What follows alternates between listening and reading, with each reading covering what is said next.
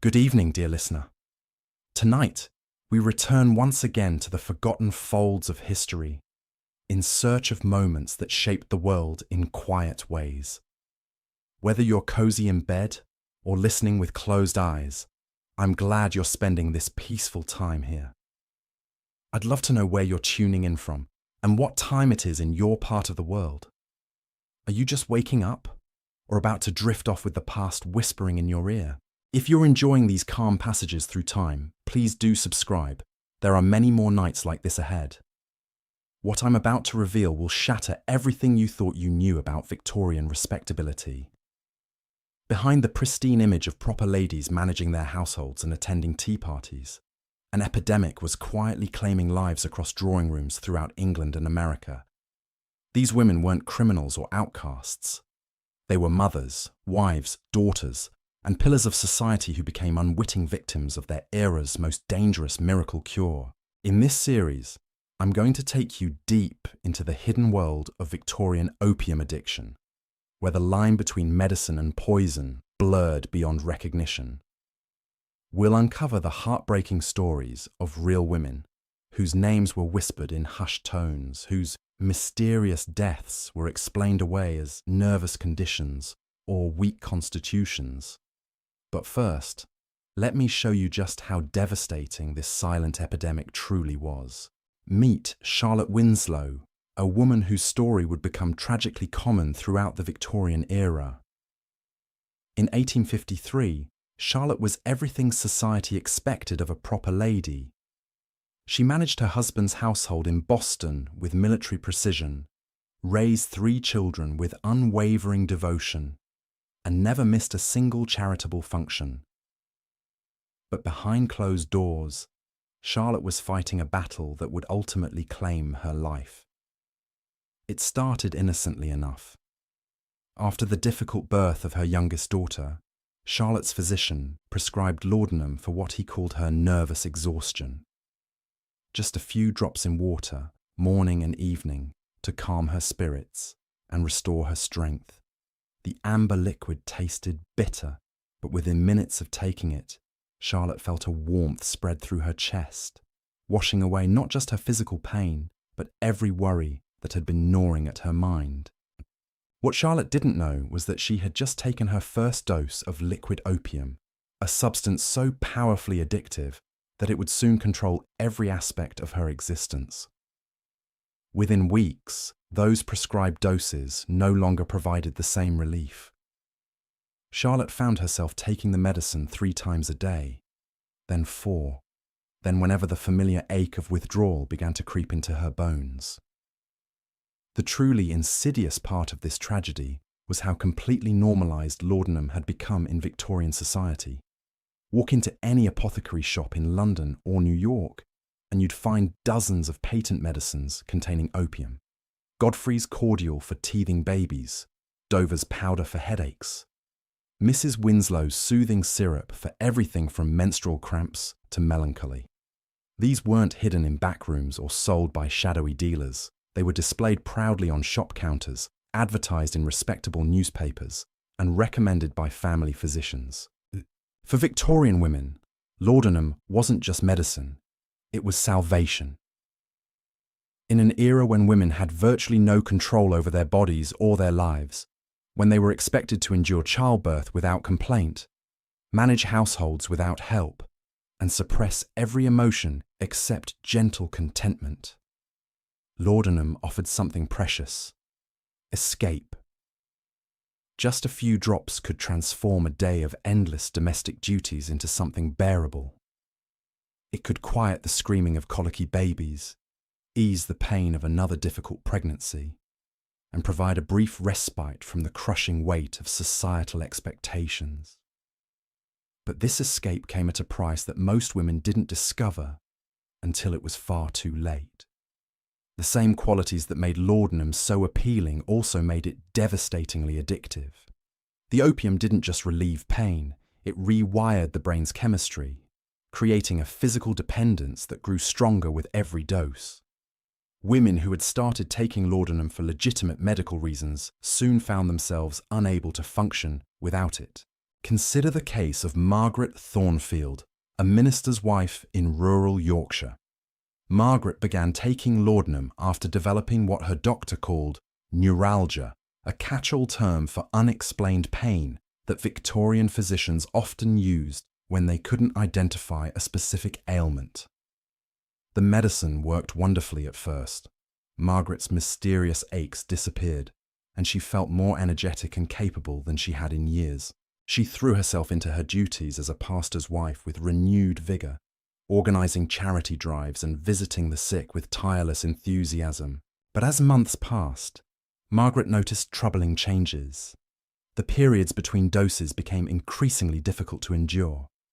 She would wake in the middle of the night drenched in sweat, her heart racing with inexplicable panic. During the day, she found herself watching the clock obsessively, counting the hours until she could take her next dose. When she tried to reduce the amount, as her conscience occasionally demanded, she was struck by symptoms so severe she thought she was dying. Her hands would shake uncontrollably, her stomach would twist with nausea, and waves of despair would wash over her with such intensity that she could barely leave her bedroom. Margaret's husband, a kind but naive man who trusted completely in his wife's virtue and his physician's wisdom, never suspected that his wife's medicine was slowly destroying her. Like most people of his era, he believed that addiction was a moral failing that afflicted only the weak-willed and degenerate. The idea that his pious, devoted wife could become dependent on her prescribed medicine was simply unthinkable. This blindness to the reality of laudanum addiction wasn't unique to Margaret's husband. Victorian society had created an elaborate fiction around opium use that allowed respectable people to maintain their denial, even as the evidence mounted around them. When women began taking increasingly large doses of their medicines, it was attributed to worsening health conditions that required stronger treatment. When they became withdrawn and listless, it was blamed on feminine weakness or nervous disorders. When they died suddenly and mysteriously, it was explained as heart failure or brain fever. The truth was far more sinister. These women weren't succumbing to mysterious illnesses. They were overdosing on opium, sometimes accidentally as their tolerance increased, and they lost track of how much they had taken, sometimes deliberately as the weight of their addiction became unbearable.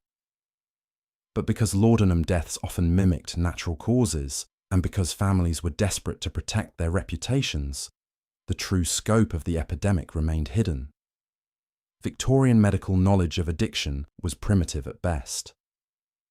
Doctors understood that opium could be habit-forming, but they vastly underestimated its power and assumed that respectable people would naturally limit their use through moral restraint. They failed to recognize that physical dependence could overcome even the strongest willpower, and they had no effective treatments for withdrawal. When patients complained of symptoms after reducing their laudanum dose, doctors often interpreted this as evidence that they still needed the medicine, inadvertently encouraging continued use. The isolation of Victorian women made the problem even worse. Unlike men who might encounter other opium users in smoking dens or through social networks, women took their laudanum in the privacy of their homes, often unaware that they weren't alone in their struggle. They had no way to compare their experiences or seek help from others who understood their predicament. Each woman believed her growing dependence was a personal failing, a secret shame that must be hidden at all costs. This shame was compounded by the era's rigid gender expectations. Victorian women were supposed to be moral guardians, pure and self-controlled beings who elevated their families through their virtue. The idea that they might be unable to control their use of medicine contradicted everything society believed about feminine nature. Women who recognized their dependence faced an impossible choice: admit their problem and risk social disgrace, or continue using laudanum and hope they could somehow regain control before it was too late. Most chose to continue in silence, creating elaborate deceptions to hide their increasing consumption. They would visit multiple apothecaries to avoid suspicion, claim to be buying medicine for sick relatives, or send servants on errands to purchase laudanum from shops across town. Some became expert at diluting their husband's brandy with laudanum, creating a mixture that could be consumed openly without raising questions. Others hid bottles throughout their homes, ensuring they would never be caught without access to their medicine. The financial cost of maintaining a laudanum habit could be devastating. As tolerance increased, women needed larger and more frequent doses to achieve the same effect. What had started as a few pennies worth of medicine per week could eventually consume a significant portion of the household budget. Women would sell jewelry, pawn household items, or find creative ways to skim money from their domestic allowances to fund their purchases. Some even resorted to theft, taking coins from their husbands' pockets or their children's piggy banks when desperation overwhelmed their moral constraints. But perhaps the most tragic aspect of the laudanum epidemic was how it robbed women of their relationships with their children. Mothers who had once been attentive and nurturing became distant and unpredictable under the influence of opium. They might be unnaturally cheerful and energetic shortly after taking their medicine, then irritable and withdrawn as the effects wore off. Children learned to read these mood cycles, approaching their mothers carefully during the good periods and avoiding them during the bad ones. Some mothers, recognizing the damage their addiction was causing, made desperate attempts to quit. They would pour their laudanum down the drain in moments of resolve, only to send servants rushing to the apothecary hours later when withdrawal symptoms became unbearable. Others tried to gradually reduce their doses, marking careful measurements on their bottles and setting strict schedules for consumption. But without medical support or understanding process, these efforts almost of the withdrawal invariably failed. The medical establishment's ignorance about addiction treatment meant that women who did seek help often received advice that made their situations worse. Doctors might recommend switching to different opium preparations, believing that variety would somehow reduce dependence. They prescribed additional drugs like alcohol or chloral hydrate to manage withdrawal symptoms, often creating new addictions alongside the original problem. Some physicians recommended complete rest cures, isolating women in private sanatoriums where they were given even more laudanum to keep them calm and compliant. The desperation of these women manifested in ways that would shock modern sensibilities. Eleanor Hartwell, wife of a prominent London banker, began crushing her laudanum tablets and mixing them with her morning tea when liquid preparations no longer satisfied her cravings. She would sit at her mahogany breakfast table, surrounded by fine china and fresh flowers, consuming what amounted to lethal doses of opium while discussing the weather with her unsuspecting husband. Eleanor's transformation was gradual but unmistakable to those who knew how to look. Her once rosy complexion became pale and waxy, her eyes took on a glassy, distant quality, and her movements became languid and dreamlike. She would nod off during afternoon visits, her embroidery falling from limp fingers as she drifted into opium-induced stupors. When questioned about her health, she would smile serenely and speak of feeling wonderfully peaceful, as if she had discovered some secret to contentment that others couldn't understand. The servants in these grand households often became unwitting accomplices in their mistress's addictions. Mary O'Brien, Eleanor's lady's maid, later recalled how she was sent on increasingly frequent errands to different chemist shops across London. Mrs. Hartwell would claim she needed medicine for various ailments, a headache remedy for the cook, stomach soothers for visiting relatives, sleeping draughts for her nervous sister. Mary never questioned these requests, because questioning one's employer simply wasn't done, and besides, all the medicines seemed perfectly legitimate. What Mary didn't realize was that she was participating in an elaborate shell game designed to hide the true extent of Eleanor's consumption. By the height of her addiction, Eleanor was taking laudanum every 2 hours around the clock. She kept bottles hidden in her jewelry box, behind books in the library, even sewn into the lining of her winter coat. The woman who had once prided herself on running an impeccable household could no longer remember whether she had given instructions to the cook or paid the weekly bills. The social calendar that had once defined Eleanor's existence became a minefield of potential exposure.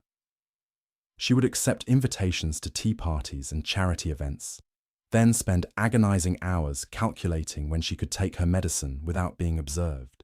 Sometimes she would excuse herself multiple times during a single afternoon visit, claiming feminine indisposition while she retreated to consume laudanum in the host's powder room. Other times, she would arrive at social gatherings already heavily medicated, speaking too slowly and smiling too broadly while her friends exchanged worried glances. Victorian etiquette provided perfect cover for these behaviours because polite society had developed elaborate codes for ignoring uncomfortable truths. When Eleanor began missing important social events or arriving in obviously altered states, her friends simply stopped mentioning it.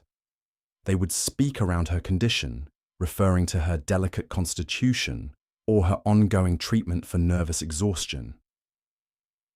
This conspiracy of silence allowed the addiction to progress unchecked, while maintaining the fiction that everything was perfectly normal. The physical deterioration of laudanum addicts followed a predictable pattern that doctors of the era either failed to recognize or chose to ignore. Women would lose significant amounts of weight as the opium suppressed their appetites, but this was often praised as fashionable thinness rather than recognized as a symptom of illness. Their skin would take on a yellowish pallor. Their teeth would begin to decay from the constant presence of sugar-laden patent medicines, and their hair would become brittle and lifeless. Yet these changes were often attributed to the natural effects of aging or the stresses of domestic life. Perhaps most tragically, the cognitive effects of chronic laudanum use robbed these women of their mental acuity just when they needed it most to recognize their predicament. The same drug that had initially sharpened their focus and elevated their mood began to cloud their judgment and impair their memory. They would forget conversations they had just finished, lose track of time for hours at a stretch, and make increasingly poor decisions about their medicine consumption. Victoria Ashworth, a clergyman's daughter from Bath, exemplified this tragic decline. Once known for her sharp wit and extensive knowledge of literature, Victoria began experiencing what she described as mental fog after months of laudanum use. She would start reading a book only to discover she had already read the same chapter 3 times without remembering it. During conversations, she would lose her train of thought mid-sentence, staring blankly at her companions while struggling to remember what she had been saying. Victoria's family attributed these changes to the natural progression of whatever mysterious ailment required her constant medication. They encouraged her to rest more, to avoid taxing her delicate mind with challenging reading or complex thoughts. This well-meaning advice only accelerated her decline, as the isolation and mental inactivity made her more dependent on laudanum for stimulation and comfort. The relationship between laudanum addiction and Victorian marriage patterns created additional layers of tragedy. Wives were expected to be cheerful, compliant, and sexually available to their husbands, regardless of their own feelings or physical state. Laudanum provided a chemical solution to this impossible expectation, allowing women to perform their marital duties while feeling emotionally detached from the experience. Some women began taking extra doses before intimate encounters, using opium to numb themselves to unwanted sexual contact. This use of laudanum as a coping mechanism for marital rape, though never acknowledged or discussed openly, became disturbingly common among Victorian women. The drug allowed them to dissociate from traumatic experiences, while maintaining the appearance of wifely compliance. Husbands often interpreted their wives' drug passivity as contentment, never recognizing that they were essentially assaulting unconscious women. The pregnancy experiences of laudanum-addicted women were particularly horrific. Opium crosses the placental barrier readily, meaning that unborn children were exposed to the drug throughout their development. Babies born to addicted mothers often suffered from what doctors described as nervous conditions or failure to thrive, not understanding that these infants were experiencing withdrawal from drugs they had never consciously consumed. Sarah Pemberton, a merchant's wife in Manchester, gave birth to 4 children during her years of laudanum addiction. Each pregnancy became progressively more difficult as her tolerance increased and her health deteriorated. Her first child, conceived before her addiction began, was healthy and robust. But her subsequent children were born small and sickly, prone to crying fits and digestive problems that no amount of care seemed to cure. Sarah, desperate to soothe her suffering infants, would sometimes give them tiny doses of her own medicine, unknowingly perpetuating the cycle of addiction into the next generation. The pattern of infant laudanum use was so common that entire generations of Victorian children were exposed to opium from birth. Patent medicines specifically marketed for babies contained substantial amounts of the drug, and mothers routinely dosed fussy infants to keep them quiet and compliant. Children who survived this early exposure often developed lifelong health problems and increased susceptibility to addiction as adults. As tolerance levels rose, some women began experimenting with more concentrated forms of opium. They would purchase raw opium from sailors returning from the East Indies or seek out Chinese immigrants who could provide stronger preparations. These ventures into opium dens and foreign communities represented dramatic departures from Victorian respectability. But desperation had long since overcome social constraints. The opium dens of London's East End became unlikely refugees for upper-class women whose prescriptions no longer provided adequate relief. These establishments, originally serving Chinese workers and sailors, began catering to a surprising clientele of well-dressed ladies who arrived in closed carriages after dark. The proprietors quickly learned to provide private rooms and discreet service for customers who paid premium prices for privacy and stronger drugs. Elizabeth Morrison, daughter of a prominent judge, began frequenting such establishments in 1867 after her physician refused to increase her laudanum prescription. Disguised in plain clothing and accompanied by her most trusted servant, Elizabeth would slip through the back entrances of Limehouse opium houses, seeking the pure drug that her refined medicines could no longer provide. She would lie on silk cushions beside Chinese labourers and foreign seamen. All boundaries of class and race dissolved in their shared pursuit of opium dreams. These expeditions became increasingly dangerous as Elizabeth's addiction progressed. The concentrated opium available in the dens was far more potent than anything she had experienced through medical channels, and her tolerance calculations proved fatally inaccurate. On a fog-shrouded evening in November, Elizabeth consumed what she thought was her usual dose, only to slip into a coma from which she never awakened. Her body was discovered the next morning by her frantic servant, but the official cause of death was listed as heart failure to spare her family's reputation.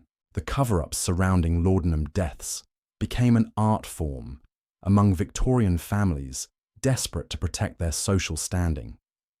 Physicians were often complicit in these deceptions, understanding that accurate death certificates would destroy entire family legacies.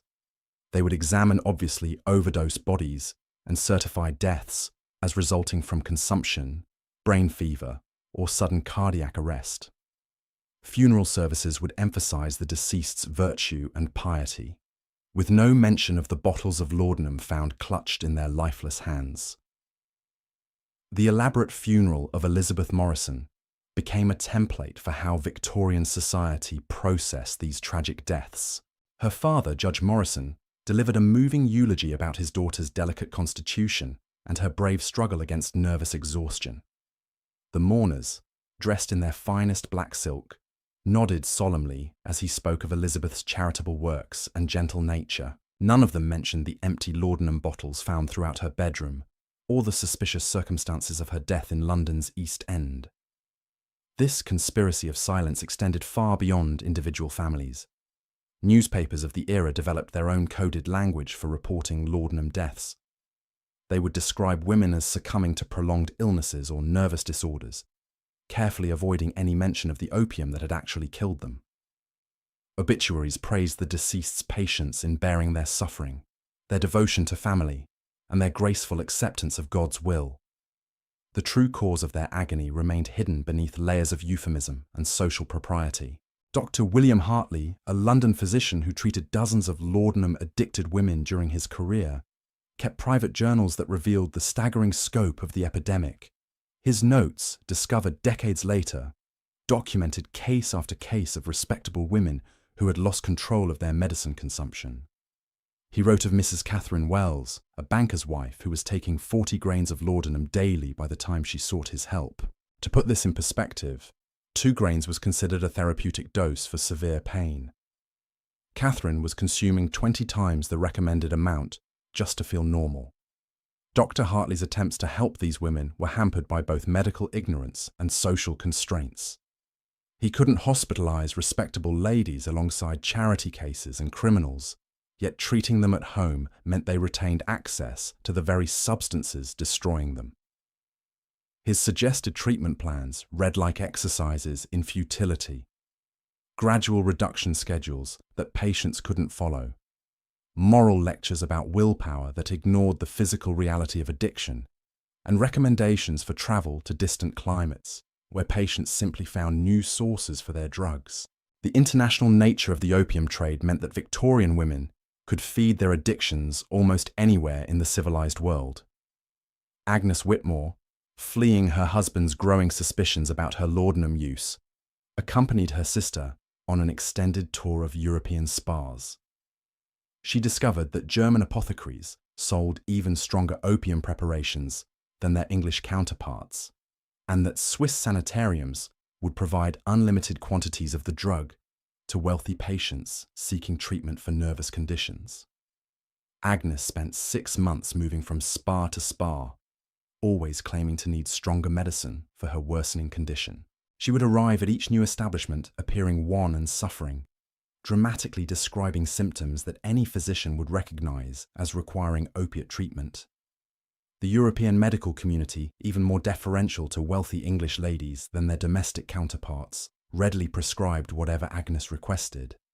But the constant travel and increasing drug consumption began taking a visible toll. Agnes's letters home, initially cheerful accounts of scenic mountain views and therapeutic treatments, became increasingly erratic and confused. She would write the same news multiple times in a single letter, forget important family events, and describe conversations with people who didn't exist. Her handwriting, once elegant and precise, became shaky and barely legible. When Agnes finally returned to England, her transformation shocked even those who had known about her laudanum use. She appeared to have aged decades during her months abroad, her face gaunt and her movements unsteady. She spoke in whispers, as if afraid that normal conversation might shatter her fragile composure. Most disturbing of all, she seemed to exist in a perpetual state of confused euphoria, smiling serenely while discussing tragic events and responding to questions that hadn't been asked. Agnes's husband, initially grateful for her apparent calm after years of witnessing her nervous agitation, gradually realized that something was terribly wrong. His wife would sit for hours staring at nothing, occasionally murmuring to herself in languages he didn't recognize. She would forget to eat for days at a time, then suddenly consume enormous meals before vomiting everything she had eaten. She began wearing the same clothes repeatedly, seemingly unaware that they were becoming soiled and wrinkled. The servants in the Whitmore household watched their mistress's decline with growing alarm. Mary, the head housekeeper, later recalled finding dozens of empty laudanum bottles hidden throughout Agnes's bedroom. Some were concealed inside hat boxes, others tucked behind books or sewn into dress pockets.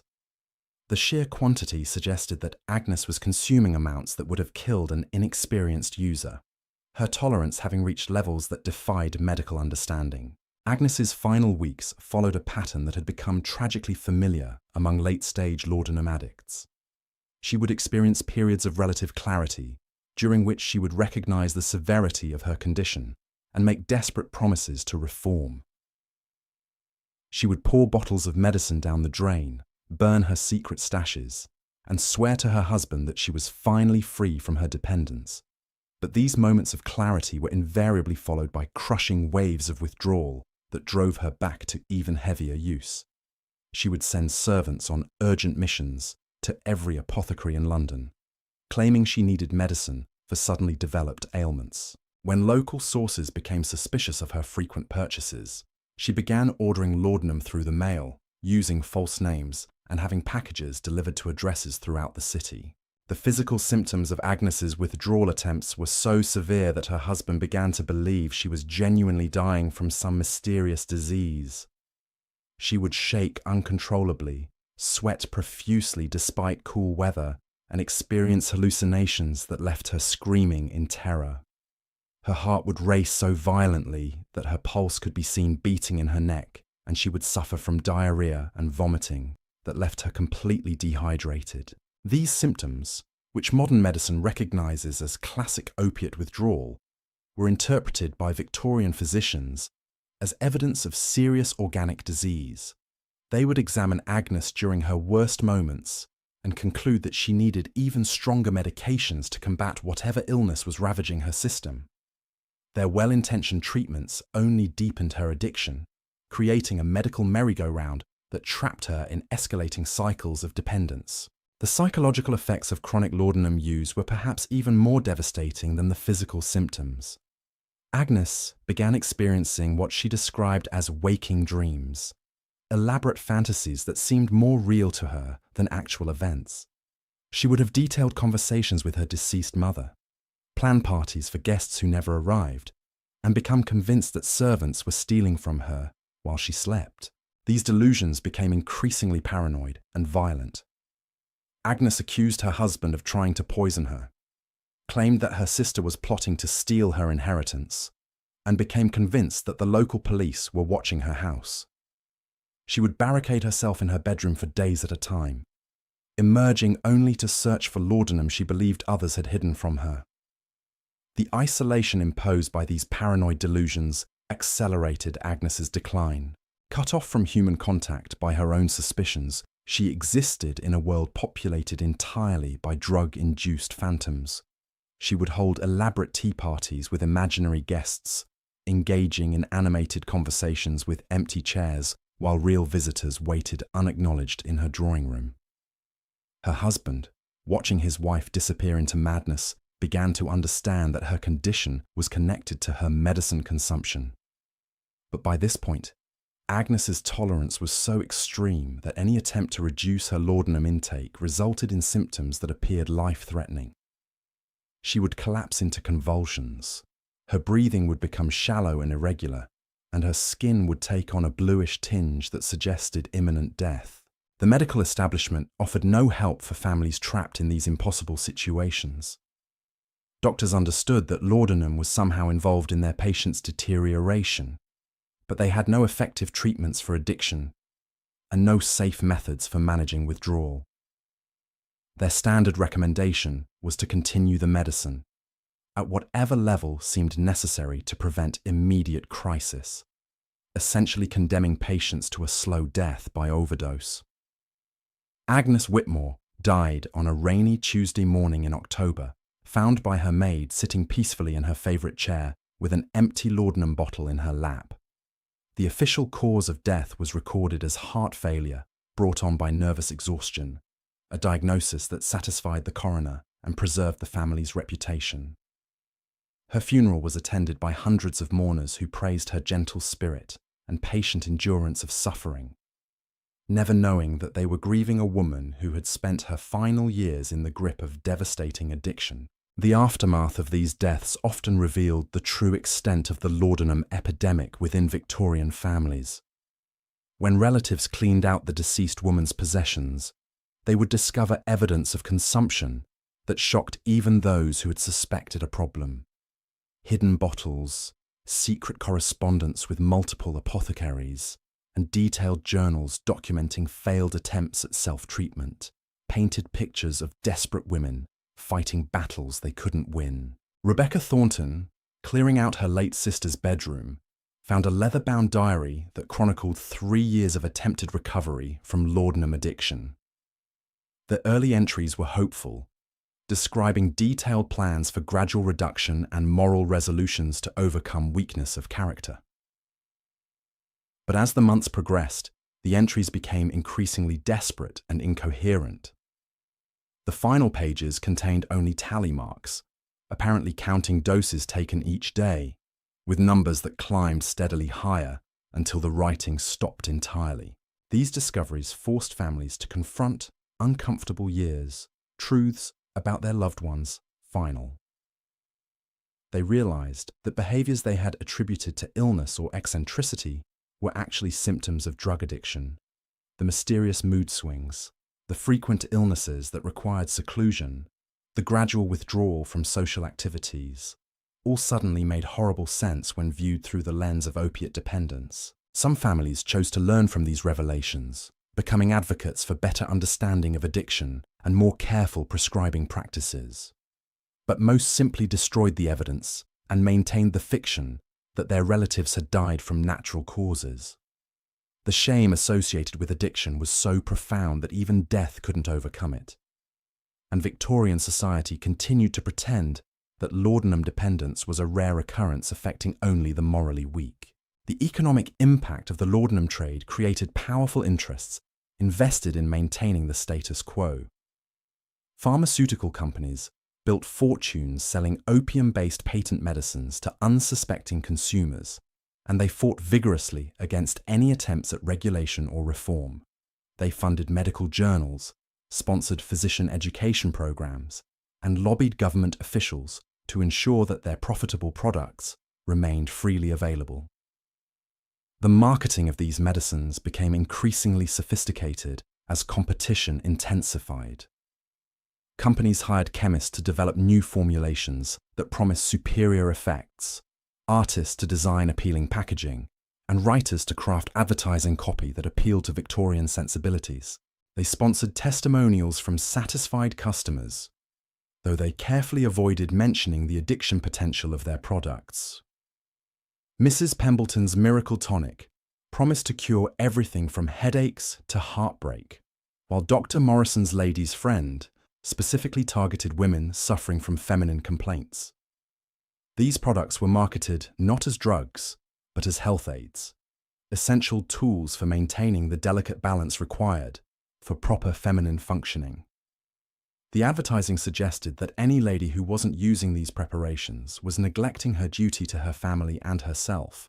The testimonials published in newspapers and magazines painted pictures of miraculous recoveries and restored happiness. Mrs. J.W. of Birmingham wrote that Dr. Morrison's preparation had saved her marriage by allowing her to fulfill her wifely duties with renewed enthusiasm. Miss S.T. of York credited Mrs. Pemberton's tonic with curing her of melancholy and restoring her faith in divine providence. These carefully crafted endorsements made laudanum use seem not just acceptable, but virtuous. Behind these success stories lay a darker reality of women trapped in cycles of dependence they couldn't escape. The same companies that published glowing testimonials also received desperate letters from customers begging for help with problems they couldn't discuss with anyone else. These letters, preserved in corporate archives, revealed the human cost of the laudanum trade in heartbreaking detail.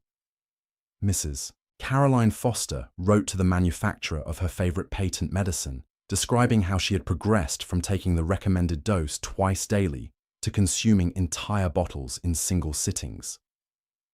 She begged for information about how to reduce her consumption without suffering the terrible symptoms that accompanied any attempt to cut back.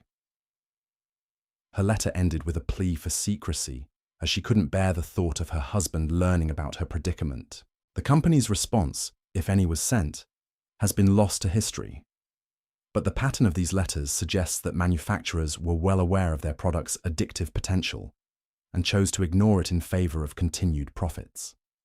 They continued marketing laudanum preparations as safe and beneficial while receiving regular reports of the devastation these products caused in the lives of their customers.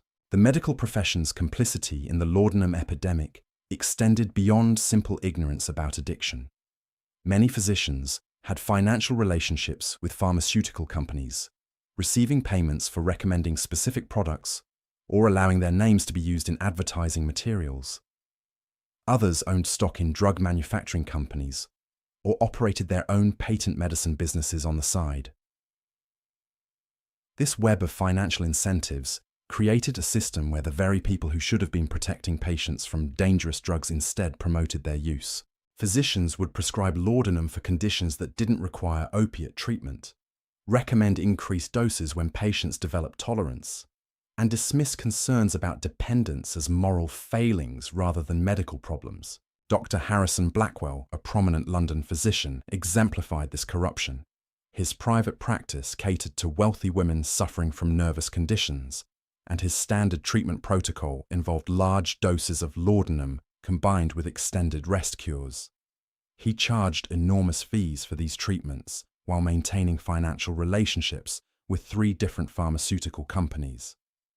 His patient files, discovered after his death, revealed that he knew many of his clients were becoming addicted to their medications, but continued prescribing them anyway. The rest cure facilities that became popular during the Victorian era often functioned as upscale addiction mills, keeping wealthy patients sedated with massive doses of laudanum while charging their families exorbitant fees for treatment. These establishments promised to cure nervous exhaustion and feminine hysteria through complete rest and medical supervision, but they actually created new addictions or worsened existing ones. Millicent Ashford spent 8 months at the prestigious Willowbrook Sanitarium seeking treatment for what her family physician had diagnosed as acute neurasthenia. The facility's promotional materials promised revolutionary treatments based on the latest European methods. But Millicent's experience consisted mainly of lying in bed while receiving regular doses of increasingly strong opiate preparations. The sanitarium's physicians explained that complete rest was essential for recovery from nervous conditions and that any stimulation or activity would worsen her delicate state. They administered laudanum every 4 hours to ensure that Millicent remained calm and compliant, gradually increasing the doses as her body developed tolerance. By the time she left Willowbrook, she was consuming more opium than when she had arrived, but her family was told that her improvement was remarkable. This pattern of institutionalized addiction affected hundreds of women across England and America. Families would send their daughters, wives, and mothers to expensive treatment facilities, believing they were providing the best possible care for serious medical conditions. Instead, they were essentially paying for their loved ones to become more deeply addicted to dangerous drugs under medical supervision. The psychological manipulation employed by these facilities was particularly insidious. Patients who questioned their treatment or expressed concerns about their increasing medication needs were told that such worries were symptoms of their underlying conditions. Requests to reduce laudanum doses were interpreted as evidence of incomplete recovery, justifying continued treatment and higher fees. Women who tried to leave these facilities before their physicians deemed them ready were often declared mentally incompetent and held against their will. The combination of legal authority, family pressure, and physical dependence on institution-provided drugs created a system from which escape was virtually impossible. The stories of these institutional victims remained largely untold because the women themselves were either too impaired to advocate for themselves or too ashamed to admit what had happened to them. Many died while still confined to these facilities, their deaths attributed to the progression of their original nervous conditions rather than to opiate overdoses. Others returned home so damaged by their experiences that they never again functioned as independent individuals. The laudanum epidemic's impact on Victorian childhood has been largely overlooked by historians, but the evidence suggests that an entire generation grew up in households where maternal drug addiction was the hidden norm. Children learned to read their mother's moods through the lens of medication schedules, understanding instinctively when it was safe to approach for comfort and when they should make themselves scarce.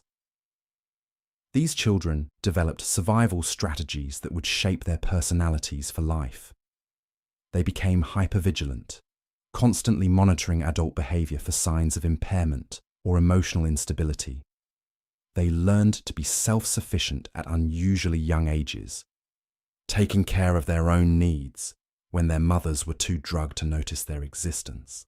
Most tragically, they often blamed themselves for their mother's condition, believing that they had somehow caused the mysterious illness that required constant medication. The intergenerational transmission of trauma from the Laudanum epidemic would echo through Victorian families for decades. Children who grew up with addicted mothers often developed their own substance abuse problems as adults, or became attracted to partners who struggled with similar issues. The normalization of drug dependence within their childhood homes made it difficult for them to recognize addiction as abnormal or dangerous. Some of these children became advocates for drug reform as adults, drawing on their painful childhood experiences to argue for better regulation of opiate medicines. But many more simply repeated the patterns they had learned at home, passing the legacy of addiction and dysfunction onto their own children in an endless cycle of generational damage. The tragedy of laudanum addiction reached its darkest depths when examining the pharmaceutical industry's deliberate targeting of pregnant women and new mothers. Companies like Bayer and Park Davis developed specific marketing campaigns that portrayed opium-based medicines as essential for maternal health, claiming that expectant mothers who didn't use these preparations were endangering both themselves and their unborn children. Dr. Samuel Richardson's maternal Cordial promised to ensure easy deliveries and healthy babies, while Mrs. Hartwell's nursing mother's friend guaranteed abundant milk production and calm dispositions. These products contained astronomical amounts of opium, often exceeding the concentrations found in medicines marketed to the general population. The manufacturers understood that pregnancy and childbirth created captive markets of women desperate for relief from physical and emotional suffering. Helena Blackwood discovered this truth during her fourth pregnancy in 1862. After 3 difficult births that had left her weakened and anxious, Helena's physician recommended Dr. Richardson's preparation to ensure a smoother delivery. The medicine seemed miraculous during her pregnancy, eliminating the nausea and emotional volatility that had plagued her previous experiences. Helena felt serene and confident, convinced that she had finally found the secret to comfortable motherhood. But when Helena's daughter was born, the infant exhibited strange behaviors that no one could explain. Little Margaret would scream for hours without apparent cause, her tiny body rigid with tension that nothing seemed to soothe. She refused to nurse properly, turning away from her mother's breast with what appeared to be distress. Most troubling of all, the baby seemed to experience episodes where she would shake uncontrollably, her face contorting as if in pain. The family physician attributed these symptoms to a nervous temperament inherited from Helena's delicate constitution. He recommended continuing the maternal Cordial throughout the nursing period to ensure that Helena's milk would carry calming properties to her agitated infant. What he didn't understand was that baby Margaret was experiencing withdrawal from opium she had received through the placenta, and that continuing Helena's medication would only perpetuate the infant's addiction through breast milk. This tragic cycle repeated itself in nurseries across the civilized world as entire families became unknowingly dependent on opium. Mothers would dose themselves to cope with the demands of childcare, inadvertently drugging their nursing infants. When these babies became fussy or difficult, mothers would increase their own medication or begin giving the children direct doses of patent medicines specifically marketed for infant use. The most popular of these pediatric preparations was Mrs. Winslow's soothing syrup, which contained enough morphine to sedate a grown man. Advertisements for the product featured angelic children sleeping peacefully while their grateful mothers looked on with satisfaction. The marketing copy promised that the syrup would quiet fretful babies instantly, allowing exhausted mothers to rest and attend to their other duties without constant interruption. What the advertisements didn't mention was that babies given regular doses of these soothing syrups often died in their sleep, victims of respiratory depression caused by opiate overdose. When infants succumbed to these medications, their deaths were typically attributed to sudden illness or weak constitutions rather than drug poisoning. The pattern was so common that Victorian families often expected to lose several children to mysterious ailments during their early years. Martha Cromwell lost 3 infants to what doctors called failure to thrive, each death occurring within months of beginning treatment with various patent medicines for colic and restlessness. Martha never connected her baby's deaths to the medications she had lovingly administered, believing instead that she was cursed with particularly fragile children. She continued using the same preparations with each new pregnancy, unknowingly repeating the cycle of addiction and death. The pharmaceutical companies manufacturing these products were fully aware of their lethal potential. Internal correspondence from the era reveals discussions about optimal dosing levels that would sedate children without causing obvious overdose symptoms. Company executives calculated acceptable mortality rates, understanding that some infant deaths were inevitable consequences of their marketing strategies, but considering them acceptable losses in pursuit of profits. When public health officials occasionally raised concerns about infant mortality rates in areas with high patent medicine consumption, manufacturers deployed sophisticated public relations campaigns to deflect responsibility. They funded medical studies that attributed infant deaths to poor sanitation, inadequate nutrition, or genetic weaknesses. They sponsored educational programs that taught mothers to recognize signs of infant illness while carefully avoiding any mention of medication-related symptoms. The most insidious aspect of pediatric opium marketing was how it normalized drug dependence from birth. Children who survived their early exposure to these medicines often developed lifelong cravings for opiate substances. They would seek out laudanum as teenagers for minor ailments, having learned from infancy that chemical solutions were preferable to natural discomfort. Thomas Whitfield, born to a laudanum-addicted mother and dosed with soothing syrups throughout his infancy, began stealing his mother's medicine at age 14. He had discovered that small amounts of laudanum eliminated the mysterious aches and restlessness that had plagued him since childhood, not understanding that these symptoms were actually withdrawal effects from the opium he had consumed as a baby. By the time Thomas reached adulthood, he was purchasing laudanum in quantities that shocked even experienced apothecaries. His tolerance, developed through years of intermittent exposure beginning in the womb, allowed him to consume doses that would have killed other young men. He moved through a series of jobs and relationships, unable to maintain stability while battling an addiction he had never chosen to acquire. Thomas's story was repeated countless times throughout the Victorian era as children born into opium-saturated households grew up to become the next generation of addicts. The pharmaceutical industry had essentially created a self-perpetuating market by ensuring that addiction would pass from parent to child like a hereditary disease.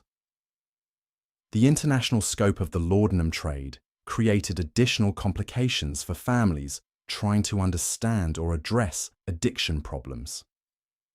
Opium poppies cultivated in Turkey, India, and China were processed into various preparations in European laboratories, then shipped worldwide with minimal regulation or quality control. The same base ingredients might be formulated into dozens of different products with wildly varying potencies. Isabella Pembroke discovered this dangerous variability during a family trip to continental Europe in 1868. Having maintained her laudanum addiction for several years, using consistent British preparations, Isabella found herself in crisis when her usual medicines proved unavailable in French apothecaries. The laudanum she purchased in Paris was significantly stronger than what she was accustomed to, leading to an accidental overdose that left her unconscious for 2 days. Isabella's husband, still unaware of the true nature of her condition, summoned local physicians who diagnosed her collapse as a severe attack of nervous exhaustion brought on by travel fatigue. They prescribed additional opium-based medicines to restore her strength, inadvertently worsening her already dangerous level of intoxication. Isabella spent the remainder of their European vacation in a semi-conscious state, her family attributing her condition to the delicate health that had always required careful medical management. The lack of standardization in international drug manufacturing created a deadly lottery for addicted women who found themselves away from their usual suppliers. German preparations might be twice as strong as English equivalents, while Italian formulations could be diluted with alcohol that created additional complications. Women who travelled frequently learned to carry extensive supplies of their preferred medicines, but luggage limitations and customs inspections often forced them to rely on local products with unpredictable results.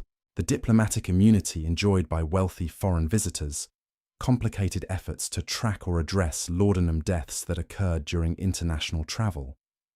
When prominent English ladies died mysteriously in foreign hotels or sanitariums, their bodies were typically returned home quickly, with death certificates citing natural causes. The true circumstances of these deaths remained hidden behind veils of national pride and social propriety. Lady Catherine Worthington's death in a Swiss spa exemplified this pattern of international cover-up. Having travelled to the Alps seeking treatment for nervous exhaustion, Lady Catherine was found dead in her hotel suite, surrounded by empty medicine bottles from multiple countries. The Swiss authorities, eager to avoid scandal that might damage their lucrative health tourism industry, certified her death as resulting from heart failure and arranged for immediate repatriation of her remains. The English press reported Lady Catherine's death as a tragic loss of a devoted mother and charitable benefactor who had succumbed to long-standing health problems while seeking the latest medical treatments abroad. Her funeral was attended by members of Parliament and foreign dignitaries, none of whom suspected that they were mourning a woman who had died from a massive opium overdose.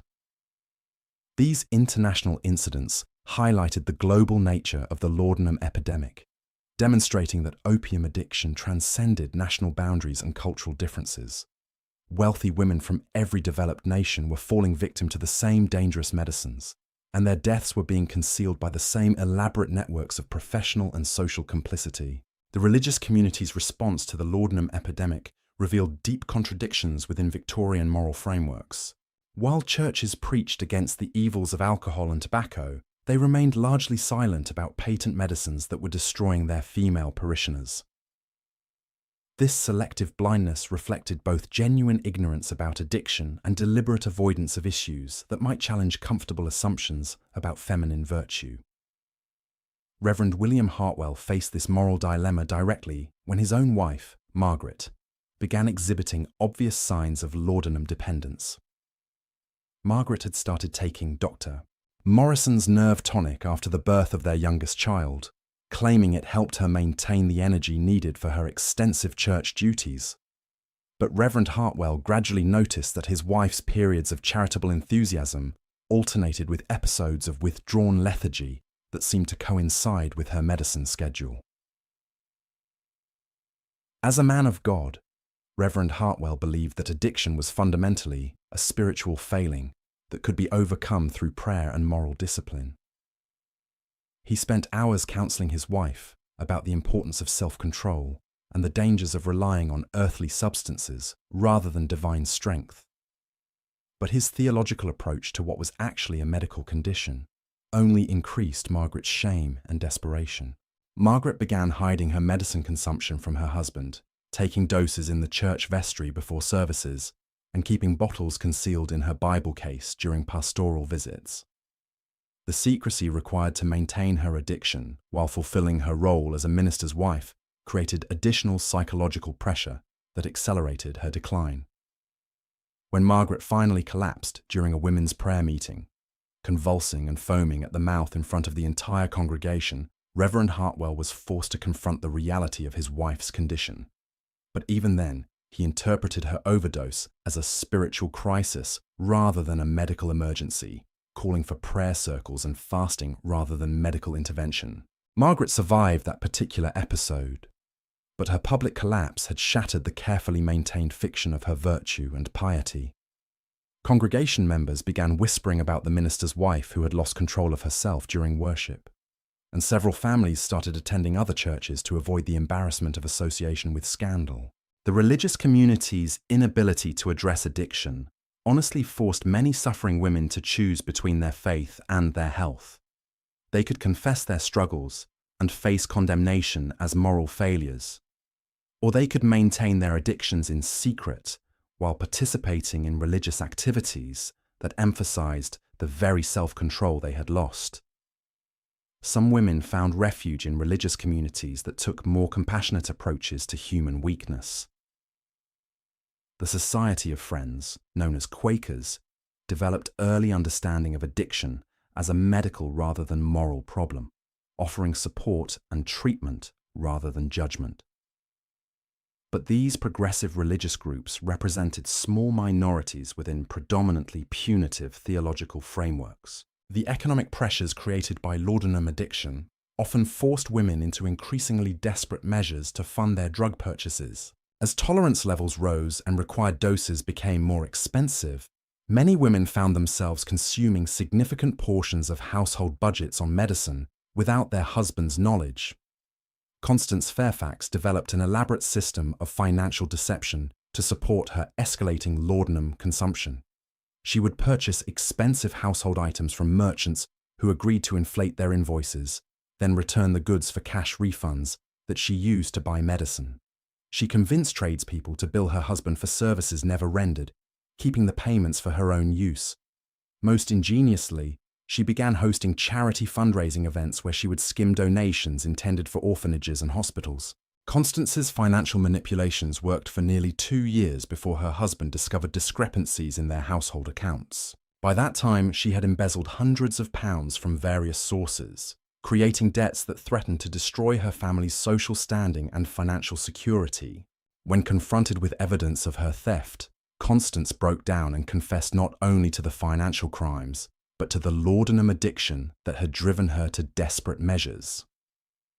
Her husband, a respected banker who had built his reputation on financial integrity, faced the impossible choice between exposing his wife's crimes and covering up behavior that violated everything he claimed to believe about honesty and moral responsibility.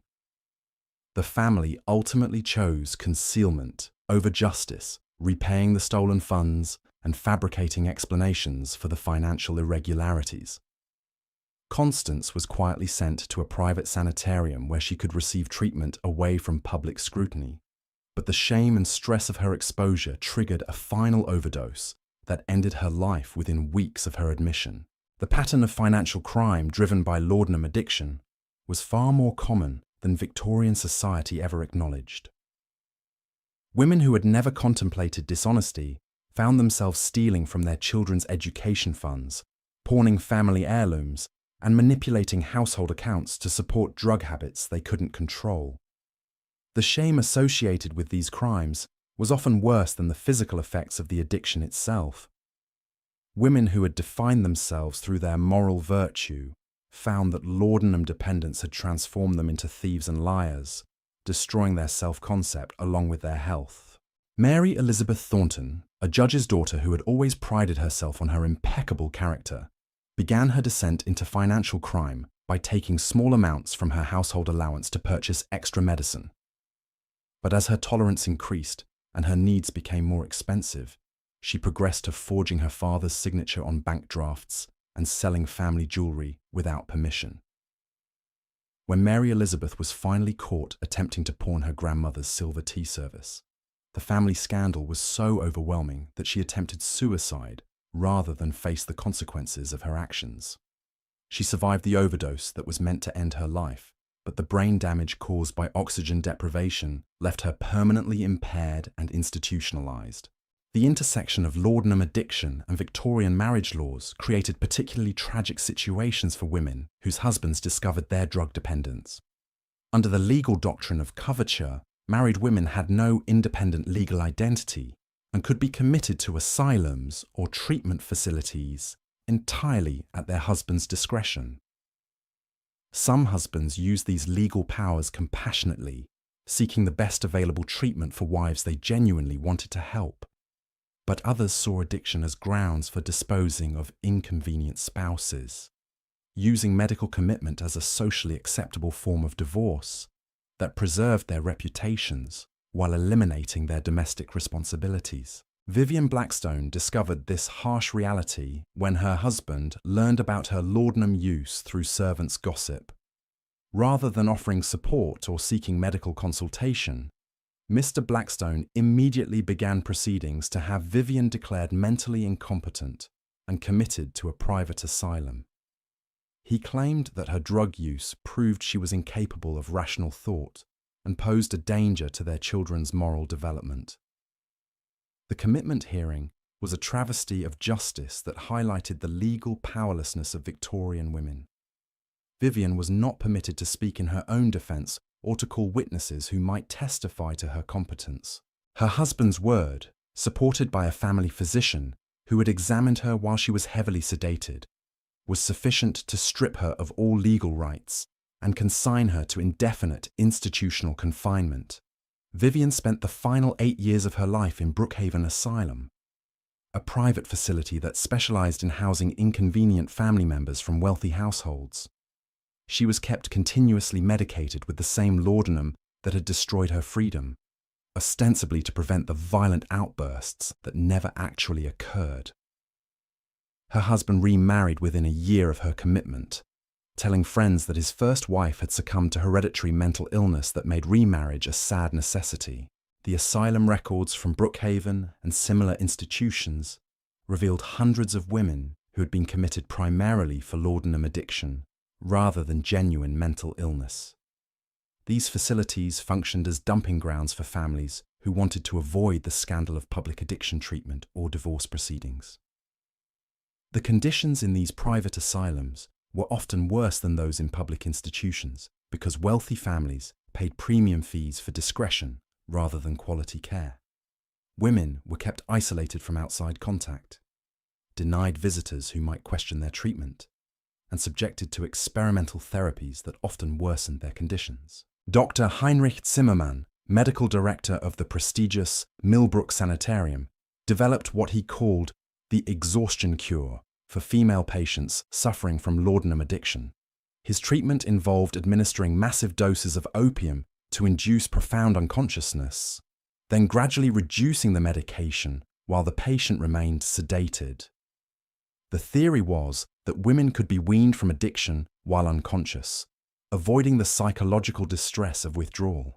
In practice, Zimmermann's exhaustion cure killed more patients than it helped. Women would slip into comas from which they never awakened, or would emerge from sedation so brain damaged that they required permanent institutional care. But the treatment continued for years because families were desperate for any solution that promised to restore their loved one's respectability. The few women who survived these experimental treatments and eventually gained release from private asylums often found that their years of institutionalization had destroyed any possibility of returning to normal life. They had lost touch with their children, who had been told their mothers were dead, and had been replaced in their social circles by women who had maintained their reputations intact.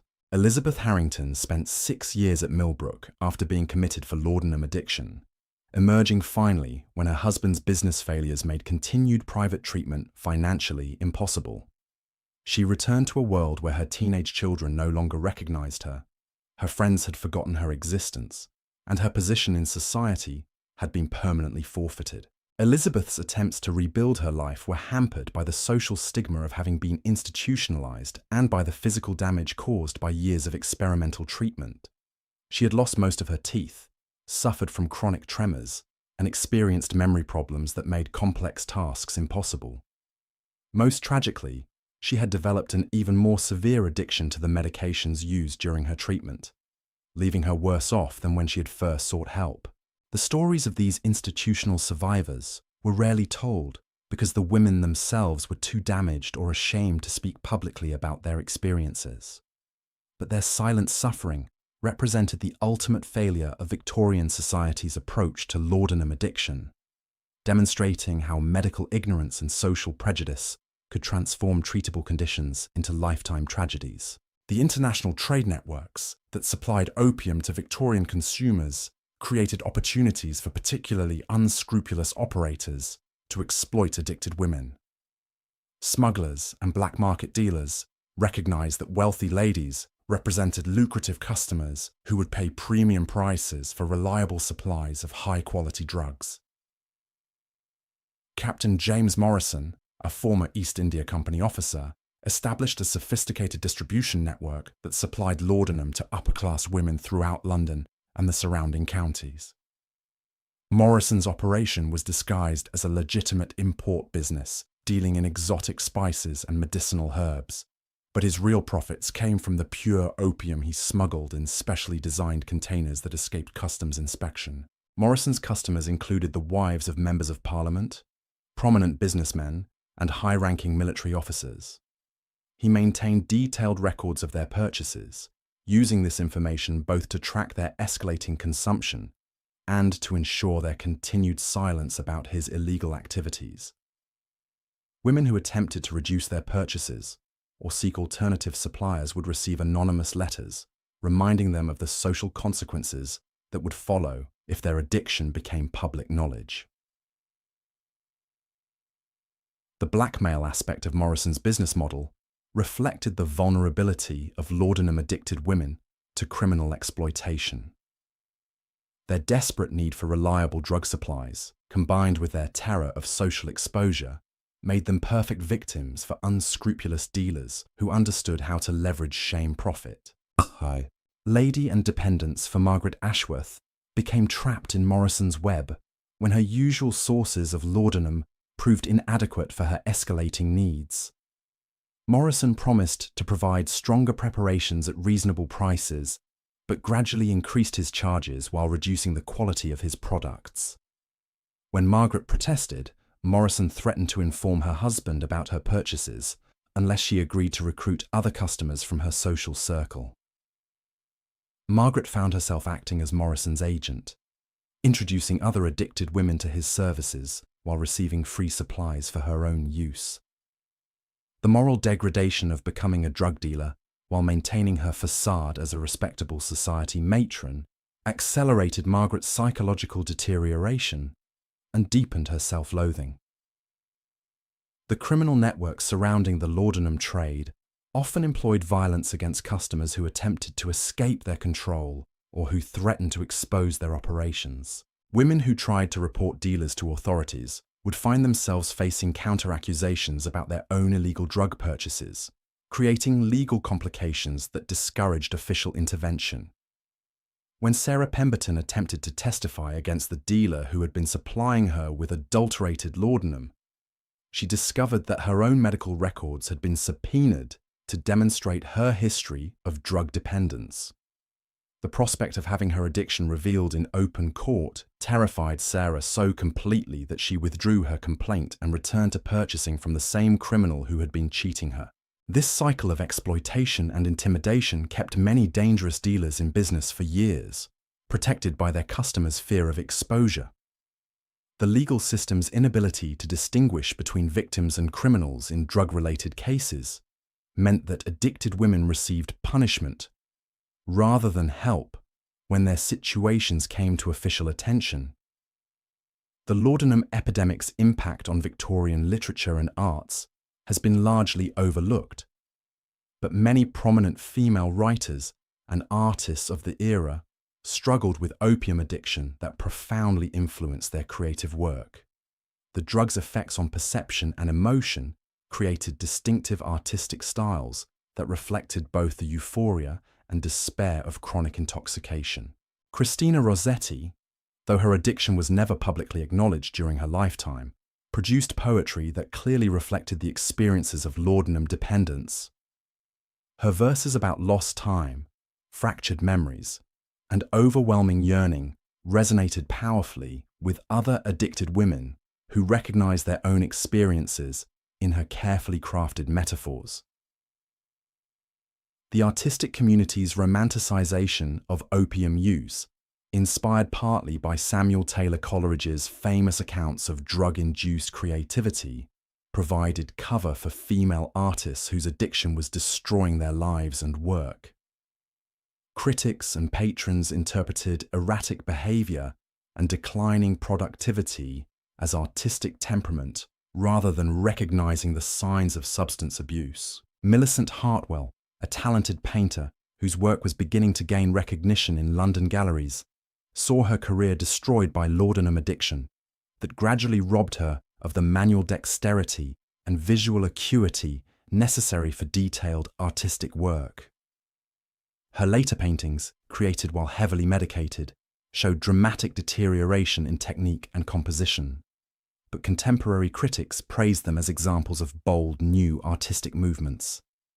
Millicent's family, proud of her artistic achievements and unwilling to acknowledge that her success had been built on drug-fueled productivity, continued supporting her career even as her addiction became increasingly obvious.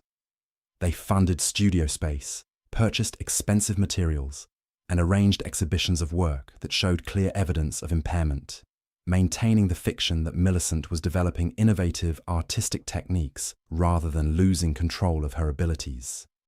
The tragic irony of laudanum's impact on female creativity was that the drug initially enhanced artistic perception and emotional intensity, allowing women to produce work of unusual power and originality.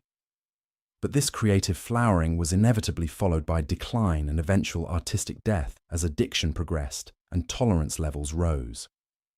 Many promising female artists and writers of the Victorian era simply vanished from public view after brief periods of recognition, their disappearances attributed to marriage, family obligations, or loss of artistic inspiration.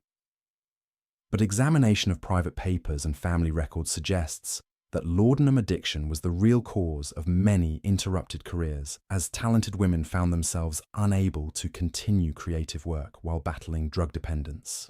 The loss of these artistic voices represented a cultural tragedy that Victorian society never acknowledged, as an entire generation of female creativity was sacrificed to the laudanum epidemic that continued claiming victims in drawing rooms and artist studios across the civilized world.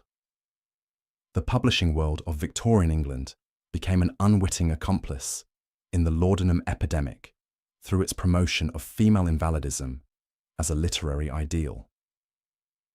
Novels of the era consistently portrayed frail, ethereal heroines whose delicate constitutions required constant medical attention, creating a cultural template that real women felt pressured to emulate.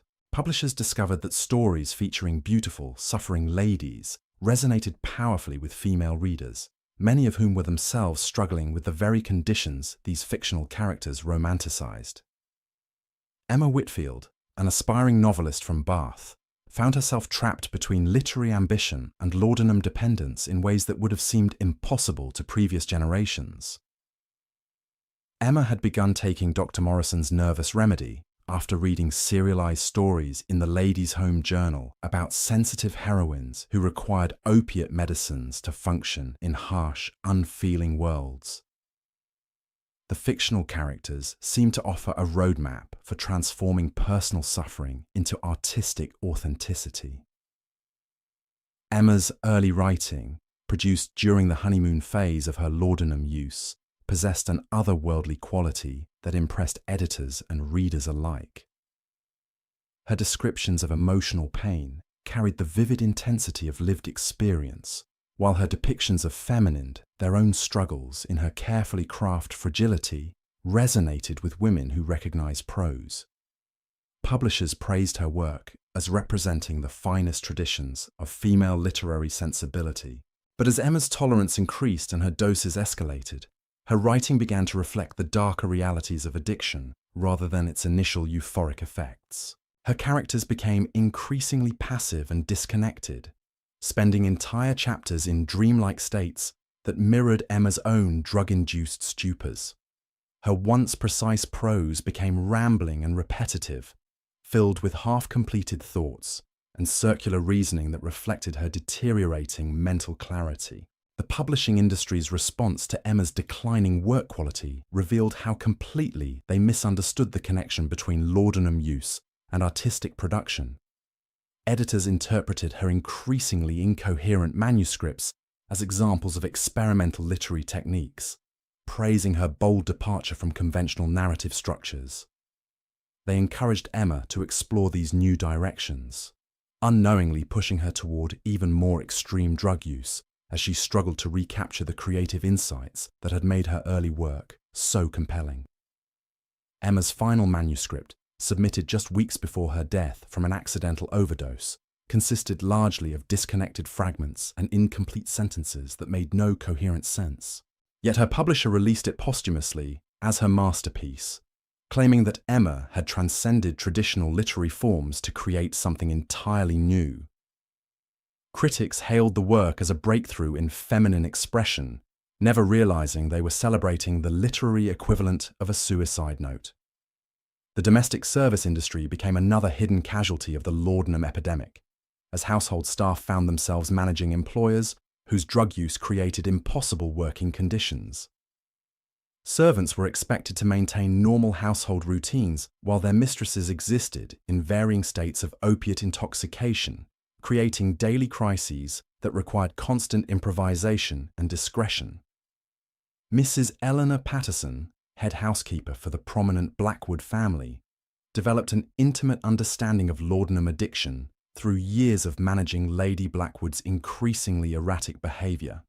Eleanor learned to recognize the signs that indicated when her mistress had taken too much medicine, when she needed assistance walking without falling, and when she should be left alone to avoid triggering paranoid episodes. The moral burden placed on servants like Eleanor was enormous and largely unacknowledged.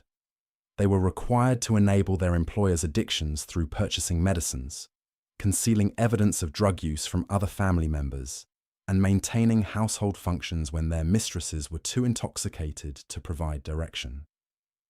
Yet they were also expected to maintain absolute loyalty and discretion, never discussing their employers' conditions with anyone outside the household. Eleanor's detailed diaries, discovered decades after her death, provided unprecedented insight into the daily reality of living with laudanum addiction. She described mornings when Lady Blackwood would be found unconscious in her sitting room, afternoons when she would mistake servants for deceased relatives, and evenings when she would become convinced that intruders were hiding throughout the house. The physical dangers posed by heavily medicated employers created constant anxiety for household staff, who understood they could be blamed for any accidents or incidents that occurred under their watch. Eleanor wrote about nights spent sitting outside Lady Blackwood's bedroom door, listening for signs of distress that might indicate an overdose requiring immediate intervention. She described the terror of finding her mistress unresponsive, never knowing whether to call for medical help and risk exposing the family's secret, or to wait and hope that Lady Blackwood would regain consciousness naturally. The economic relationship between servants and addicted employers created additional complications that trapped both parties in cycles of dysfunction. Lady Blackwood paid Eleanor significantly above normal wages, understanding that her discretion and specialized care were worth premium compensation. But this financial dependence made it impossible for Eleanor to seek other employment, even when Lady Blackwood's condition became dangerous for everyone in the household. Eleanor's position required her to become expert in managing laudanum overdoses, recognizing withdrawal symptoms, and providing basic medical care when physicians weren't available. She learned to dilute excessively strong doses, to hide medicines when Lady Blackwood had already consumed dangerous amounts, and to fabricate explanations for her mistress's condition when visitors arrived unexpectedly. The psychological toll of this responsibility was devastating for servants who genuinely cared about their employers, but felt powerless to help them recover. Eleanor wrote movingly about watching Lady Blackwood's gradual transformation from an intelligent, accomplished woman into a hollow shell, who existed only to consume her next dose of medicine. The grief of witnessing this decline, combined with the impossibility of discussing it with anyone, created a form of isolation that many servants found unbearable. Some household staff attempted to intervene by diluting their mistress's medicines or hiding bottles to force periods of abstinence. But these well-intentioned efforts usually backfired, creating withdrawal crises that were interpreted as evidence of worsening health conditions requiring even stronger medications.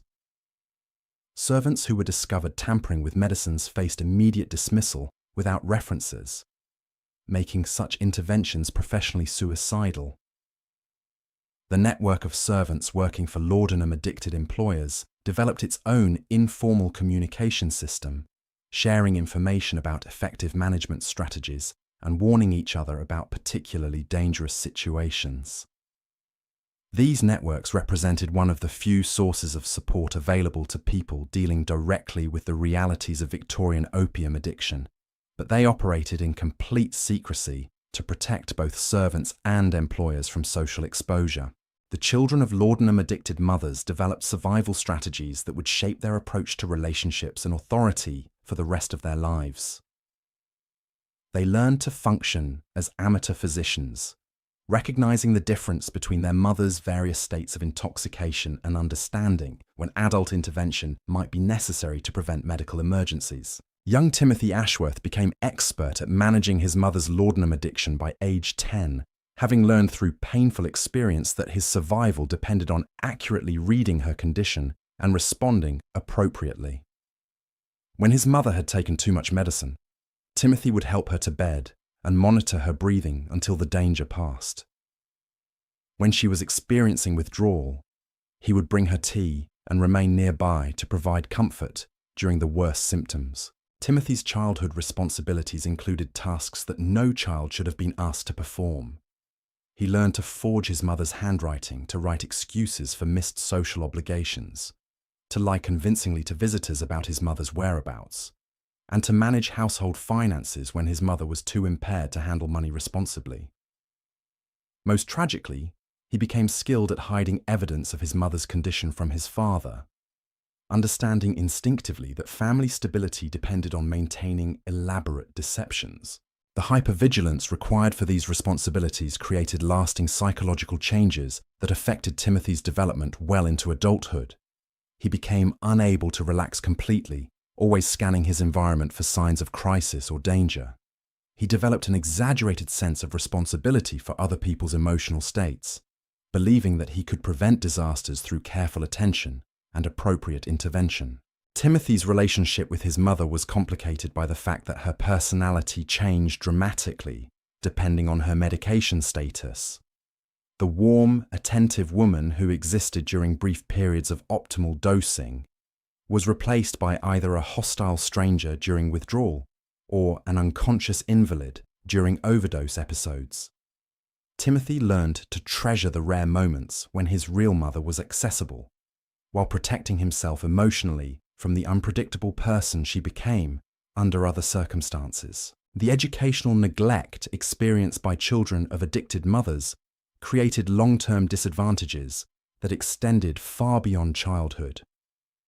Timothy's formal schooling was frequently interrupted by family crises that required his presence at home, and his academic performance suffered from the chronic stress and sleep deprivation that characterized his daily existence. Teachers who might have recognized his potential instead saw a distracted, anxious child who seemed unable to focus on lessons. The social isolation imposed on these children was equally damaging. Timothy couldn't invite friends to his home because his mother's condition was unpredictable, and he couldn't discuss his family situation with peers because the shame and secrecy surrounding addiction made honest communication impossible. He grew up believing that his experiences were unique and shameful, never realizing that many other children in his social circle were dealing with similar challenges.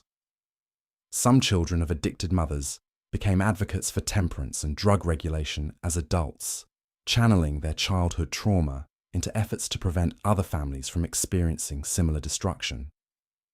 But many more developed their own substance abuse problems, having learned from early childhood that chemicals provided reliable solutions to emotional distress. The marriage patterns of laudanum-addicted women created multi-generational cycles of dysfunction that affected entire family trees. Women who had learned to use opium as a coping mechanism for marital difficulties often chose partners who were either unaware of their addiction or who were themselves struggling with substance abuse problems. Charlotte Pemberton's marriage to William Ashford exemplified this tragic pattern. Charlotte had begun using laudanum during her first marriage to manage the emotional trauma of domestic violence, and the drug had provided the only relief she could find from her husband's unpredictable rages. When her first husband died suddenly, Charlotte believed she had escaped the circumstances that required her medication, but she discovered that her physical dependence on opium had become independent of the original trauma. Charlotte's courtship with William was conducted entirely during periods when her laudanum use was carefully managed, presenting him with a version of herself that bore little resemblance to her true condition. She was charming, vivacious, and seemingly healthy during their carefully choreographed encounters, having learned to time her doses to coincide with social activities. William, a widower seeking a companion for his later years, was enchanted by Charlotte's apparent vitality and social grace. He interpreted her occasional moments of distraction or unusual behavior as endearing feminine mystique rather than recognizing the signs of drug intoxication. Their wedding was celebrated as a perfect match between two mature individuals who had found second chances at happiness. The reality of married life quickly shattered these romantic illusions. Charlotte's need for privacy to manage her medication schedule created immediate tensions, as William couldn't understand why his new wife required so much time alone mood swings, which had been carefully in her chambers. Her concealed during courtship became impossible to hide during daily cohabitation. William's attempts to be a caring husband often interfered with Charlotte's drug management routines, creating conflicts that neither of them understood. When he suggested activities that conflicted with her dosing schedule, she would become anxious and irritable. When he planned trips that might limit her access to medicines, she would develop mysterious illnesses that required them to remain at home. The gradual revelation of Charlotte's addiction destroyed William's trust and left him feeling deceived and manipulated. He had entered the marriage believing he was caring for a delicate woman who needed gentle protection, only to discover that his wife was battling a condition he couldn't comprehend or control. The shame of acknowledging that he had been deceived made it impossible for William to seek advice or support from friends or family members. Charlotte's addiction progressed rapidly under the stress of trying to maintain her marriage while managing her drug dependence. The additional pressure of concealing her condition from someone who lived in intimate proximity pushed her toward higher doses and more frequent administration. She began experiencing withdrawal symptoms during normal daily activities, making it impossible to function as the wife William expected her to be. The financial strain of Charlotte's drug purchases created another source of marital conflict.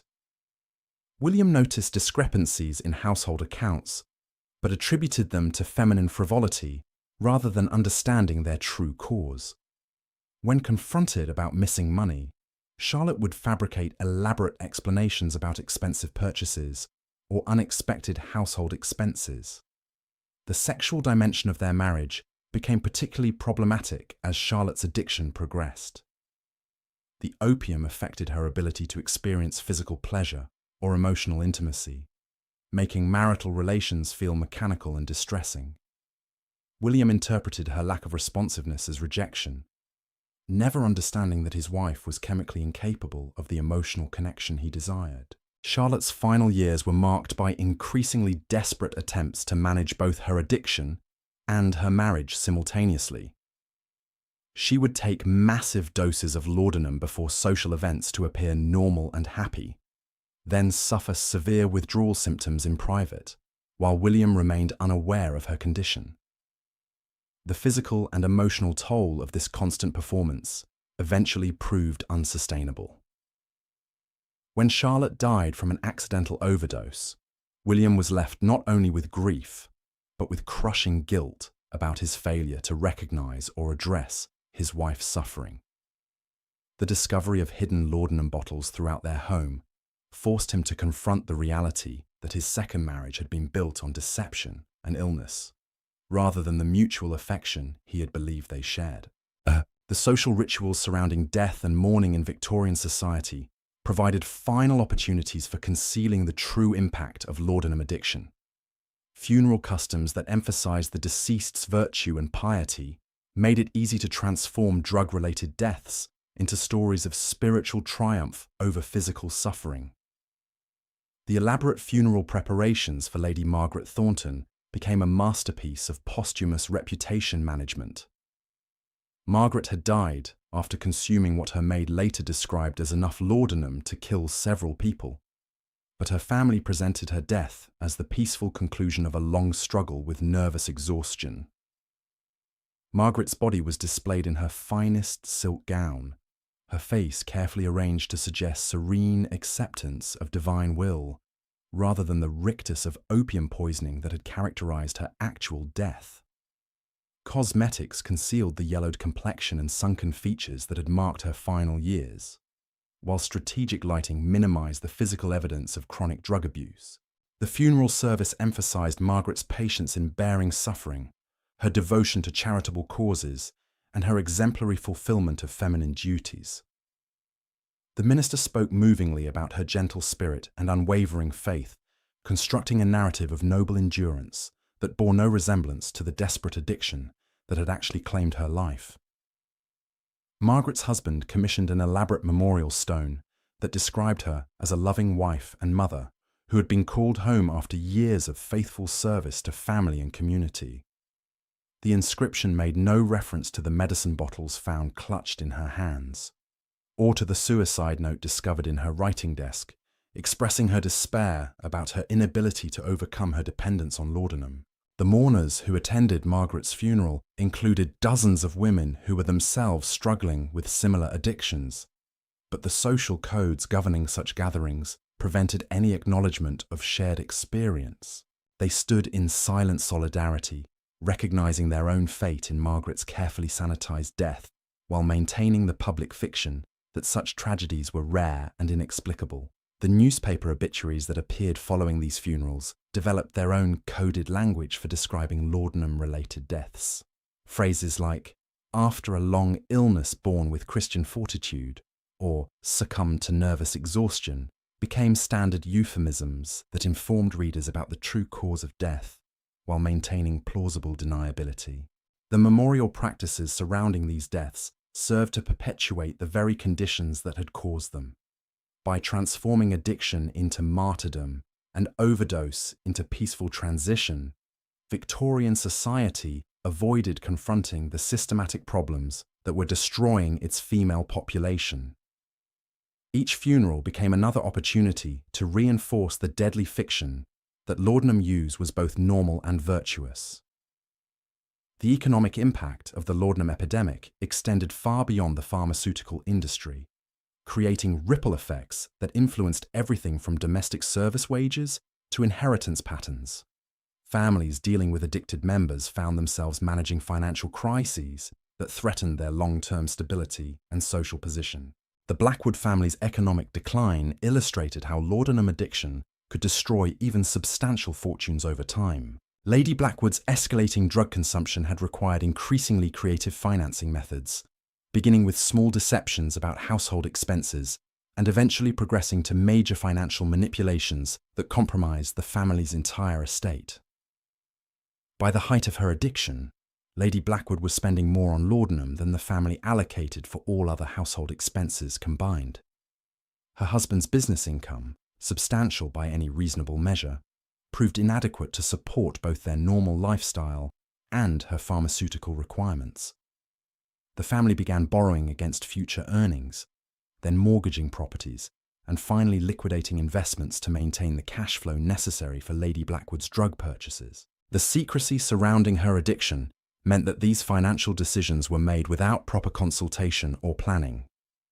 Mr. Blackwood attributed their mounting debts to general economic difficulties rather than understanding that his wife's medical expenses were consuming their capital. He made increasingly risky investment decisions in desperate attempts to restore their financial position, often worsening their situation through speculation and poor judgment.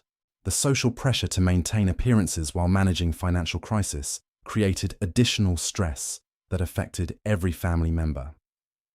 The Blackwoods continued hosting elaborate dinner parties and funding their children's expensive educations while privately struggling to meet basic obligations. Servants' wages were delayed, suppliers' bills went unpaid, and creditors grew increasingly insistent. But the family maintained the fiction of continued prosperity. Lady Blackwood's death from an overdose came at a moment when the family faced complete financial ruin. Her funeral expenses, paid for with borrowed money, represented the final drain on resources that had been systematically depleted over years of hidden addiction.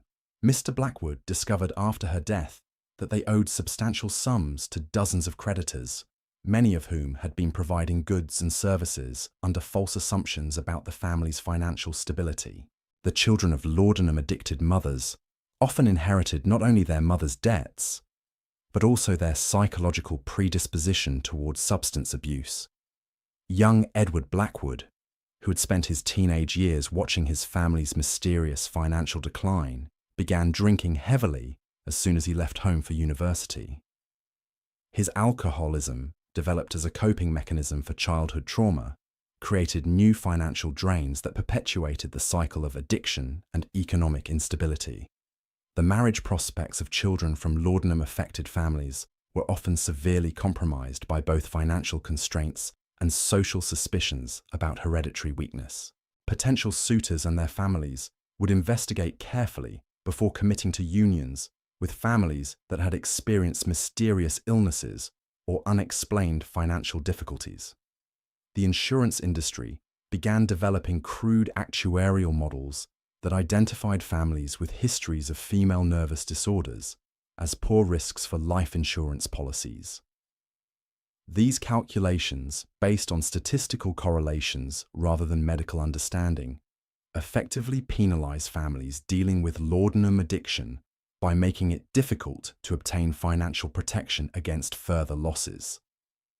The legal profession developed specialized expertise in managing the complex estate issues created by laudanum-related deaths. Lawyers learned to identify the signs of drug-related financial manipulation and developed strategies for protecting surviving family members from creditors who might have been unknowingly enabling addictive behaviors through extended credit arrangements. The banking industry's response to the laudanum epidemic revealed both the scope of the problem and society's continued denial of its existence. Bank managers began recognizing patterns of account activity that suggested customer drug addiction, but they developed policies designed to protect institutional interests rather than to help struggling families address underlying problems.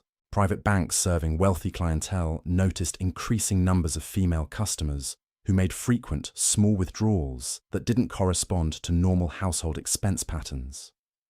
These women would visit multiple branches, often accompanied by servants, to conduct transactions that seemed designed to avoid attracting attention to their total withdrawal amounts. Bank officers learned to recognize the physical signs of laudanum intoxication in customers who arrived to conduct business while heavily medicated.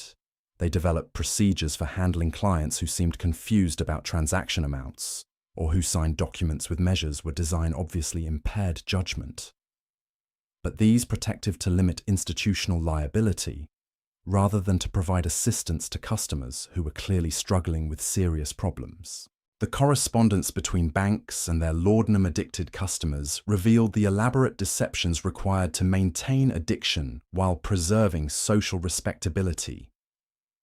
Women would write detailed letters explaining unusual account activity, creating fictional expenses, and fabricating financial emergencies to justify their frequent need for cash.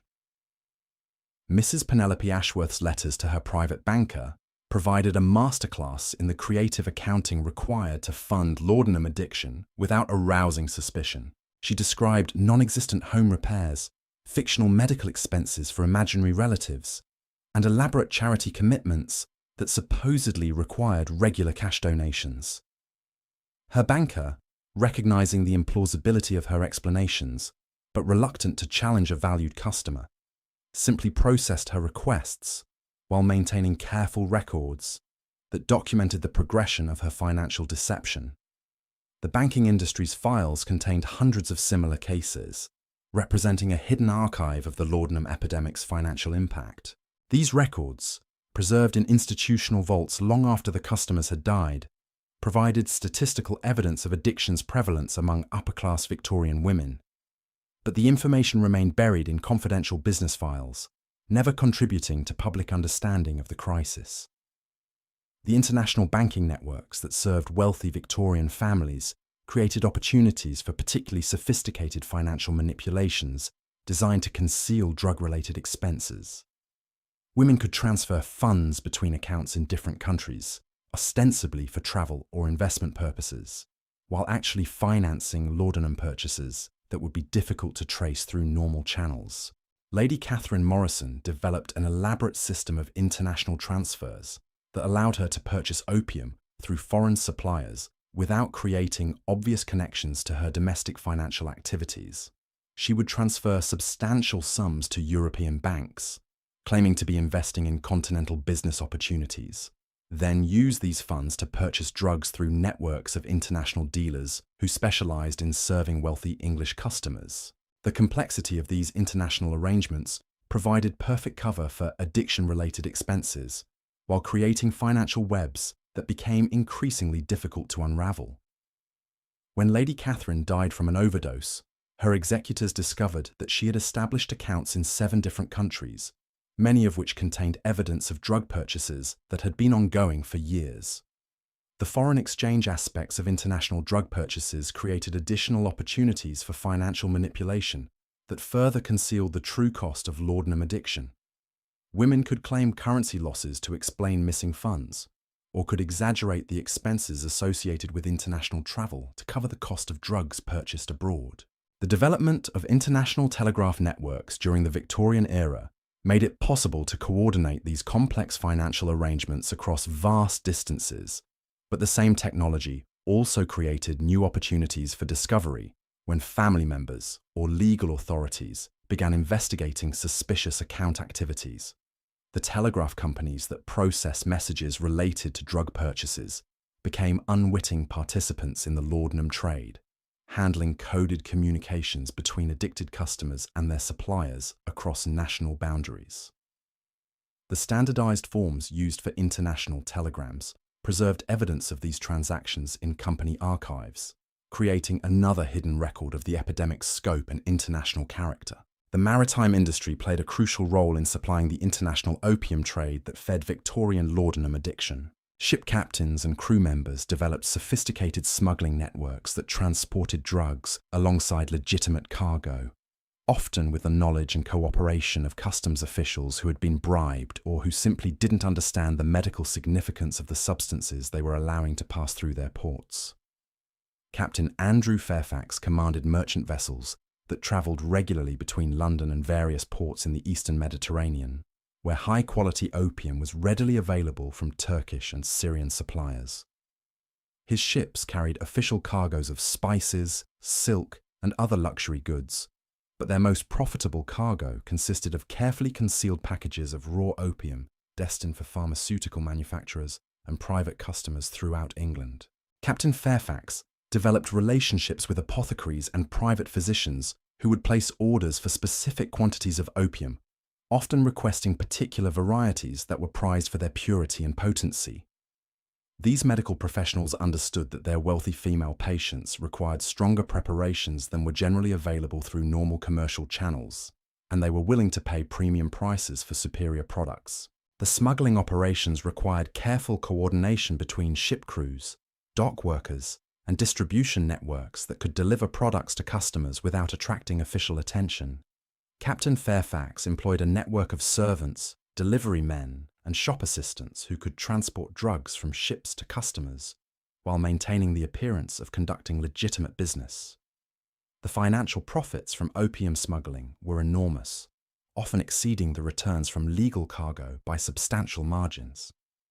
A single successful voyage could generate enough income to fund Captain Fairfax's retirement, but the addictive nature of his market created steady demand that made continued smuggling activities irresistibly profitable. The risks associated with drug smuggling were offset by the protection provided by customers' social positions and their desperate need for continued supplies. Wealthy, addicted women represented ideal customers, because they possessed both the financial resources to pay premium prices and the social influence to protect their suppliers from legal consequences. Captain Fairfax's customer list included the wives of judges, military officers, and government officials who would use their influence to shield him from prosecution if his activities were discovered. The mutual dependence between smuggler and customers created a web of complicity that made enforcement of drug laws virtually impossible within upper-class social circles. The international nature of the opium trade meant that Victorian women could access drugs from suppliers throughout the British Empire and beyond, creating a global market that responded quickly to changes in demand or supply conditions. When political situations disrupted traditional supply routes, new networks would emerge to serve the continuing needs of addicted customers. The Crimean War created temporary shortages of Turkish opium that forced Victorian suppliers to develop alternative sources in India and China. These new supply chains introduced different varieties of opium with varying potencies and effects, creating additional dangers for customers who couldn't accurately gauge the strength of unfamiliar products. The colonial administration's involvement in opium production and distribution created conflicts of interest that compromised efforts to regulate drug use within the empire.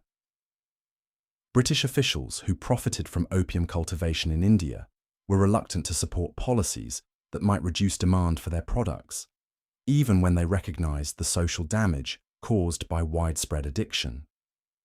The East India Company's monopoly on opium production created artificial scarcities that drove up prices and encouraged the development of black market alternatives.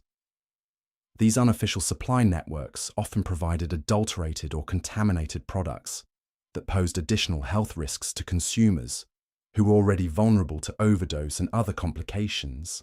The medical establishment's relationship with the opium trade revealed fundamental conflicts between professional ethics and commercial interests.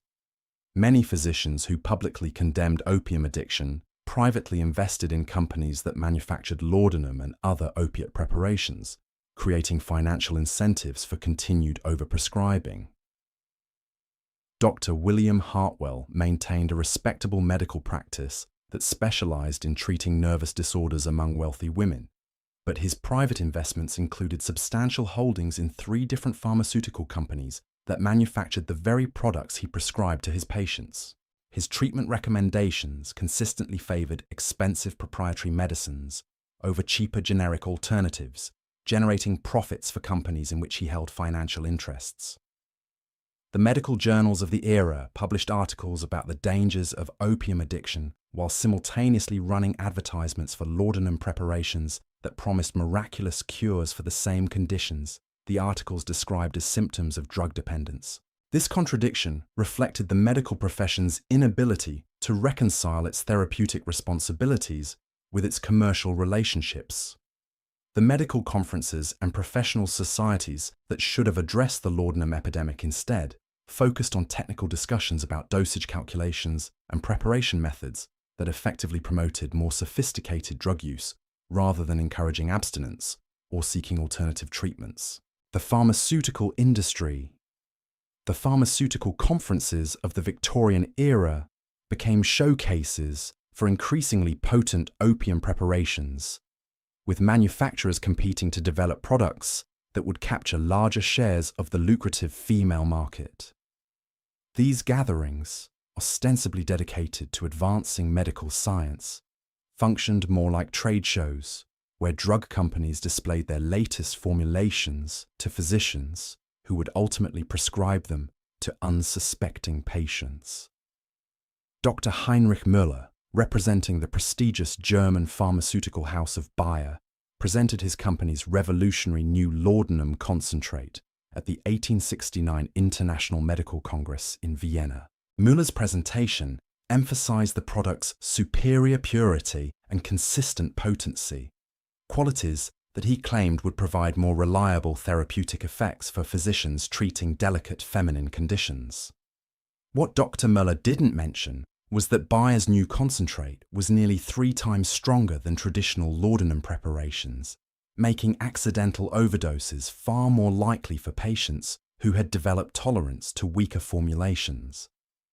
The company's internal research had identified this danger during product development, but marketing considerations outweighed safety concerns in their final decision to proceed with commercial production. The physicians attending Mueller's presentation were impressed by the elegant packaging and professional marketing materials that accompanied the new product.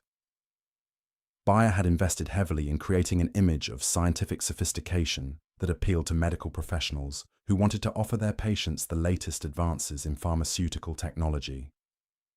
Dr. James Morrison, a London physician with a large practice among society ladies, placed an immediate order for Bayer's new concentrate after witnessing Mueller's demonstration. Morrison was particularly attracted to the product's concentrated form, which would allow his patients to achieve the same effects with smaller doses, potentially reducing the obvious signs of medication that might attract unwanted attention. Morrison's first patient to receive the new preparation was Lady Elizabeth Pemberton, who had been taking traditional laudanum for chronic headaches for nearly 2 years. Morrison explained that the new German medicine would provide superior relief with greater convenience, requiring only a few drops rather than the tablespoons of liquid she had been consuming. Lady Elizabeth was delighted by the prospect of a more discreet medication that wouldn't require her to carry large bottles or measure obvious quantities during social situations. She began taking the concentrated preparation with enthusiasm, initially pleased by its powerful effects and reduced volume. But within days of switching to the new medicine, Lady Elizabeth experienced symptoms that neither she nor Dr. Morrison understood.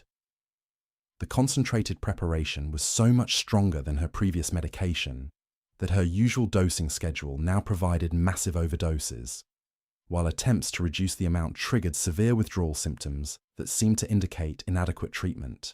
Lady Elizabeth found herself trapped in a cycle of alternating overdose and withdrawal that made normal functioning impossible. She would take what seemed like a tiny amount of medicine, only to become so heavily sedated that she couldn't remain conscious during important social obligations. When she tried to reduce the dose to maintain alertness, she would experience anxiety, nausea, and tremors that were worse than her original headaches. Dr. Morrison, lacking any understanding of the pharmacological differences between the old and new preparations, interpreted Lady Elizabeth's difficulties as evidence of worsening health that required more aggressive treatment. He increased her dosing schedule and added supplementary medications to address what he perceived as new symptoms of her underlying condition.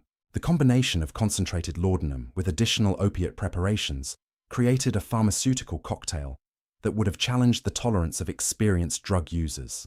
Lady Elizabeth, who had never intended to become addicted to any substance, found herself consuming amounts of opiates that exceeded the daily intake of professional drug dealers in London's East End. Her physical transformation was rapid and dramatic. Within weeks of beginning the new treatment, Lady Elizabeth had lost significant weight, developed a persistent tremor, and begun experiencing hallucinations that made social interaction increasingly difficult. Her skin took on the waxy, yellowish appearance characteristic of chronic opium poisoning, while her pupils remained constricted even in dim lighting. The servants in the Pemberton household watched their mistress's decline with growing alarm. Mary O'Sullivan, Lady Elizabeth's personal maid, later described finding her employer unconscious in her sitting room on multiple occasions, sometimes with the concentrated medicine bottle still clutched in her hand. Mary's attempts to express concern about Lady Elizabeth's condition were dismissed by both her employer and Dr. Morrison, who explained that servants couldn't be expected to understand the complexities of medical treatment for sophisticated nervous disorders. Mary was instructed to ensure that Lady Elizabeth's privacy was protected and that her medication schedule was maintained exactly as prescribed. The isolation imposed by her deteriorating condition meant that Lady Elizabeth had no opportunity to compare her experiences with those of other women who might have warned her about the dangers of concentrated opium preparations. She existed in a medical bubble created by Dr. Morrison's confident pronouncements and her family's trusting acceptance of his expertise. Lady Elizabeth's husband, Sir Thomas Pemberton, noticed his wife's dramatic changes, but accepted Dr. Morrison's explanations that her symptoms represented the natural progression of her underlying nervous condition. Sir Thomas had built his successful business career on trusting expert advice, and he applied the same approach to his wife's medical treatment. The financial cost of Lady Elizabeth's treatment escalated dramatically as her tolerance to the concentrated preparation increased. Dr. Morrison's bills, which had been substantial but manageable during her treatment with traditional laudanum, began consuming significant portions of the family's discretionary income. The concentrated medicine itself was far more expensive than conventional preparations, and Dr. Morrison's frequent consultations added additional charges. Sir Thomas began to question the value of his wife's medical expenses when her condition continued to worsen, despite increasingly costly treatments. But his concerns about financial prudence were overwhelmed by his fear that reducing medical support might contribute to Lady Elizabeth's suffering or death. The social obligations that had once defined Lady Elizabeth's existence became impossible to fulfill as her addiction to the concentrated preparation progressed. She would agree to attend charity functions or dinner parties, then find herself too heavily sedated or too anxious about missing doses to leave her home. Her friends began to speculate about the mysterious illness that was transforming the vivacious woman they had known into a reclusive invalid. The most charitable interpretations suggested that Lady Elizabeth was suffering from consumption or some other wasting disease that required privacy and rest. Less charitable observers whispered about nervous breakdowns or hereditary madness that might explain her withdrawal from society. Lady Elizabeth's final public appearance occurred at a women's charity luncheon where she had promised to speak about support for orphan children. She arrived at the event having taken what she calculated to be a moderate dose of her medicine, hoping to remain alert and articulate during her presentation. But her tolerance calculations proved fatally inaccurate. The concentrated preparation's unpredictable absorption rate meant that the effects hit her more suddenly and powerfully than anticipated. She began her speech normally, discussing the plight of homeless children with her usual passion and eloquence. Midway through her remarks, Lady Elizabeth's words began to slur, and she started repeating sentences without seeming to realize her error. Her audience, composed of society ladies who had known her for years, watched in horrified silence as she swayed behind the podium, struggling to maintain her balance while attempting to continue her presentation. The speech ended when Lady Elizabeth collapsed onto the luncheon table, scattering fine china and flower arrangements while losing consciousness completely. The women in attendance assumed she had suffered some sort of seizure or fainting spell brought on by her delicate constitution and the stress of public speaking. Dr. Morrison, summoned to treat Lady Elizabeth at the scene of her collapse, attributed her condition to nervous exhaustion and prescribed complete rest along with increased doses of her medication to prevent similar episodes in the future. He assured Sir Thomas that such incidents were common among ladies of refined sensibility who overtaxed their delicate systems. Lady Elizabeth never recovered from the humiliation of her public collapse.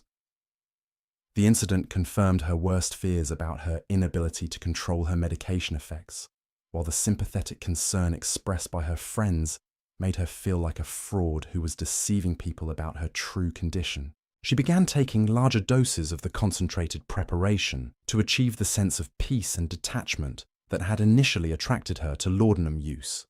But the powerful medicine now required dangerous amounts to produce the desired effects, creating a pharmaceutical Russian roulette where each dose might be her last.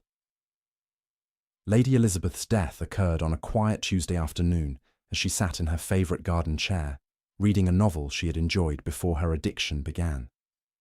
Mary O'Sullivan found her employer's body several hours later, the book still open in her lap, and the concentrated medicine bottle empty beside her. The official cause of death was recorded as heart failure brought on by chronic nervous exhaustion, a diagnosis that satisfied the coroner and preserved the family's reputation. Dr. Morrison signed the death certificate without hesitation, genuinely believing that Lady Elizabeth had succumbed to the progressive nervous disorder he had been treating. The funeral arrangements reflected the social standing Lady Elizabeth had maintained throughout her addiction, with hundreds of mourners attending services that celebrated her charitable works and feminine virtues. The minister spoke movingly about her patient endurance of suffering and her devotion to helping society's most vulnerable members. Sir Thomas commissioned a memorial window in the local church that depicted Lady Elizabeth as an angel of mercy watching over orphaned children.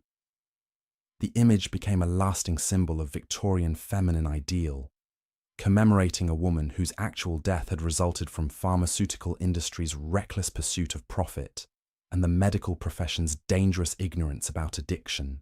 The concentrated laudanum preparations that had killed Lady Elizabeth continued to be marketed aggressively throughout England and America, with manufacturers developing even more potent formulations to capture competitive advantages in the expanding market for feminine medicines. The lessons that might have been learned from her death remained hidden behind the elaborate deceptions that Victorian society used to protect itself from uncomfortable truths. Dr. Morrison continued his medical practice without any recognition of his role in Lady Elizabeth's death, eventually becoming a respected authority on the treatment of nervous disorders among upper-class women. His techniques for managing delicate feminine constitutions were adopted by physicians throughout the English-speaking world, ensuring that Lady Elizabeth's tragedy would be repeated countless times in drawing rooms and private chambers across the civilized world. The pharmaceutical industry's development of concentrated opium preparations represented just one aspect of a broader trend towards stronger and more dangerous products designed to capture market share in the competitive laudanum trade. Companies began adding alcohol, cocaine, and other addictive substances to their opium-based medicines, creating combination products that were even more habit-forming than pure opium preparations. Mrs. Pemberton's miracle elixir combined laudanum with a substantial amount of cocaine, producing effects that patients described as remarkably energizing compared to traditional opium medicines. The cocaine masked some of opium's sedating effects, allowing women to remain functional while consuming dangerous amounts of opiates. Sarah Mitchell, a minister's wife from Yorkshire, became one of the first customers to try Mrs. Pemberton's new formula after her usual laudanum supplier recommended it as a superior treatment for the chronic fatigue that had been troubling her for months. Sarah was immediately impressed by the elixir's ability to provide pain relief without the drowsiness that had been interfering with her church duties. The cocaine component of Mrs. Pemberton's formula created a euphoric energy that Sarah had never experienced with traditional laudanum. She felt capable of accomplishing enormous amounts of work, organizing charity drives with unprecedented enthusiasm, while maintaining her medication schedule without the obvious impairment that had characterized her previous drug use. But the combination of opium and cocaine created addiction patterns that were far more complex and dangerous than either drug alone. Sarah found herself requiring increasing amounts of the elixir to maintain her energy levels, while experiencing withdrawal symptoms that combined the worst aspects of both cocaine and opium dependence. The cocaine withdrawal created depression and exhaustion that were far more severe than anything Sarah had experienced during her years of laudanum use, while the opium withdrawal produced physical symptoms that made normal functioning impossible. The combination meant that any attempt to reduce her medication consumption triggered multiple types of withdrawal simultaneously. Sarah's consumption of Mrs. Pemberton's elixir escalated rapidly as her tolerance to both components increased independently.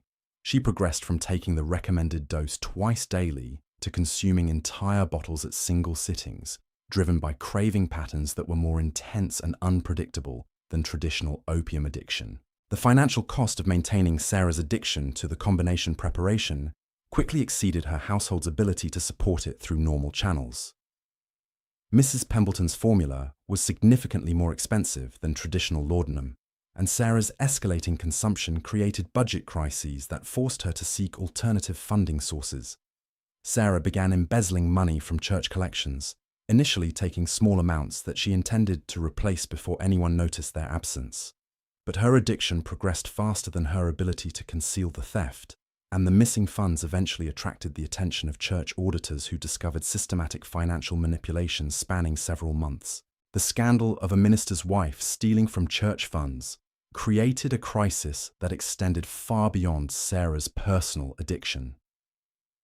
Her husband faced demands for his resignation from parishioners who could no longer trust his family's moral leadership, while the church congregation split between those who supported forgiveness and those who demanded accountability. Sarah's trial for embezzlement became a public spectacle that exposed the reality of feminine drug addiction to communities that had preferred to ignore its existence. The evidence presented in court included detailed records of her medicine purchases, creating an official record of consumption levels that shocked even experienced physicians. The prosecuting attorney used Sarah's case to argue for stricter regulation of patent medicines, pointing to her addiction as evidence that pharmaceutical companies were deliberately creating products designed to foster dependence. But the defense countered that Sarah's condition was a medical issue rather than a criminal matter, arguing that she should receive treatment rather than punishment. The jury's verdict reflected society's confusion about how to address drug addiction among respectable women. They found Sarah guilty of theft, but recommended lenient sentencing based on her medical condition, creating a legal precedent that acknowledged both the reality of addiction and the need for social accountability when drug dependence led to criminal behavior. Sarah's sentencing hearing revealed the complete inadequacy of the legal system's response to laudanum addiction. The judge, lacking any understanding of addiction treatment, sentenced her to 6 months in prison, followed by mandatory residence in a private sanitarium where she would receive medical supervision. This approach satisfied no one while helping nothing. The prison environment proved catastrophic for Sarah's physical and mental health. Cut off from her medication supply without medical supervision, she experienced withdrawal symptoms so severe that prison doctors feared for her life. They had no training in addiction treatment and no protocols for managing opiate withdrawal, leaving Sarah to suffer through hallucinations, convulsions, and delirium that lasted for weeks. The other female prisoners, mostly prostitutes and thieves from London's poorest neighbourhoods, initially viewed Sarah with suspicion and resentment. Her refined accent and obvious middle-class background marked her as different from their usual cellmates. But as they witnessed her withdrawal agony, many recognized symptoms they had seen in their own lives or those of their associates who used opium recreationally. Mary Flanagan, a pickpocket serving time for theft, became Sarah's unofficial caretaker during the worst phases of withdrawal.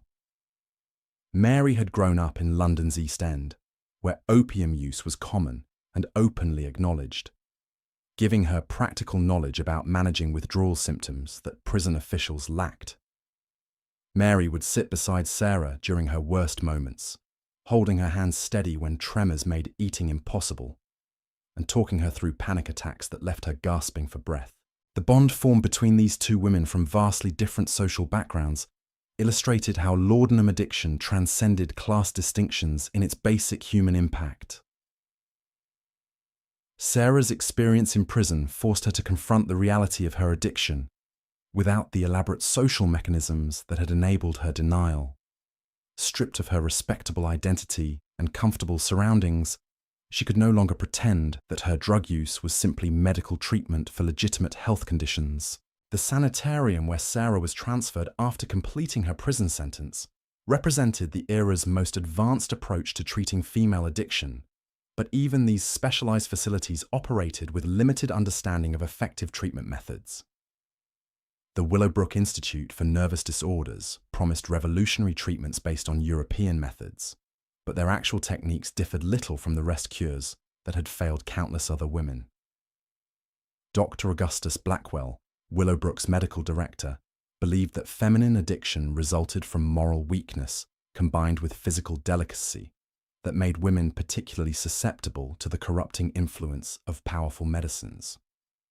His treatment protocol emphasized moral instruction, religious counseling, and gradual reduction of opiate medications under strict medical supervision. Sarah's treatment began with complete isolation from outside influences that might undermine her recovery. She was confined to a small room furnished only with basic necessities, denied access to books, letters, or visitors who might remind her of the circumstances that had led to her addiction. Dr. Blackwell believed that such distractions would interfere with the moral reflection necessary for genuine reformation. The medication reduction schedule imposed at Willowbrook was based on theoretical calculations rather than individual patient needs or responses. Sarah's daily laudanum dose was reduced by predetermined amounts according to a rigid timeline that took no account of her withdrawal symptoms or psychological state. The physical agony of forced withdrawal was compounded by the psychological pressure of constant moral evaluation by staff members who interpreted any sign of distress as evidence of insufficient commitment to recovery. Sarah's requests for additional medication to ease withdrawal symptoms were recorded as moral failures, while her physical symptoms were attributed to weakness of character rather than medical necessity. The other women confined at Willowbrook represented a cross-section of Victorian society's laudanum casualties. Lady Margaret Ashworth had been committed by her husband after her addiction had progressed to the point where she could no longer fulfill basic social obligations. Miss Catherine Pemberton, a judge's daughter, had been sent for treatment after attempting suicide when her family discovered her drug use. These women formed an unlikely community bound by shared suffering and mutual understanding that transcended their normal social boundaries. In whispered conversations, during brief moments when staff supervision was relaxed, they shared stories of how their addictions had begun, strategies they had used to conceal their drug use, and fears about their futures after treatment. The institutional routine at Willowbrook was designed to replace the chaos of addiction with structured activities that would rebuild moral character and feminine virtue. Sarah's days began with mandatory religious services, followed by domestic instruction intended to restore her capacity for proper household management. The afternoons were devoted to moral improvement through reading carefully selected literature that emphasized themes of feminine duty, self-sacrifice, and redemption through suffering. Sarah was required to write daily reflections on these readings, demonstrating her progress toward understanding the spiritual lessons her addiction was meant to teach. The treatment philosophy underlying these activities reflected Victorian society's fundamental misunderstanding of addiction as a moral rather than medical condition. Dr. Blackwell genuinely believed that Sarah's recovery depended on her ability to acknowledge her moral failings and commit to a life of greater virtue and self-discipline. But the actual effect of this approach was to increase Sarah's shame and self-loathing without addressing the physical and psychological factors that had made her vulnerable to addiction in the first place. She learned to provide the responses that staff members wanted to hear while privately struggling with cravings and withdrawal symptoms that the moral instruction did nothing to alleviate. The gradual medication reduction imposed at Willowbrook created a prolonged withdrawal experience that was more psychologically damaging than the rapid detoxification Sarah had endured in prison. The constant awareness that her doses were being reduced, combined with the knowledge that any sign of distress would be interpreted as moral weakness, created anxiety that made the withdrawal symptoms more severe.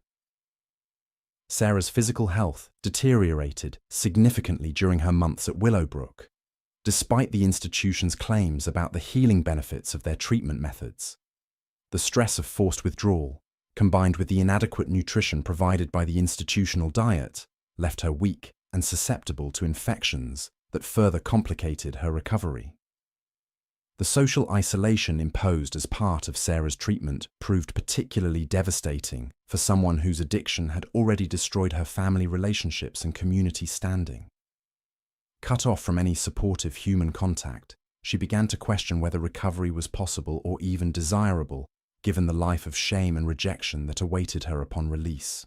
The financial burden of Sarah's treatment at Willowbrook created additional stress for her husband, whose congregation had still not fully forgiven the scandal of his wife's theft from church funds. The sanitarium's fees consumed most of the family's savings, while his reduced income from lost parishioners made it difficult to maintain their household during Sarah's absence. Reverend Mitchell faced pressure from church leadership to divorce his wife and seek a fresh start with a new congregation where his reputation wouldn't be tainted by association with addiction and criminal behavior.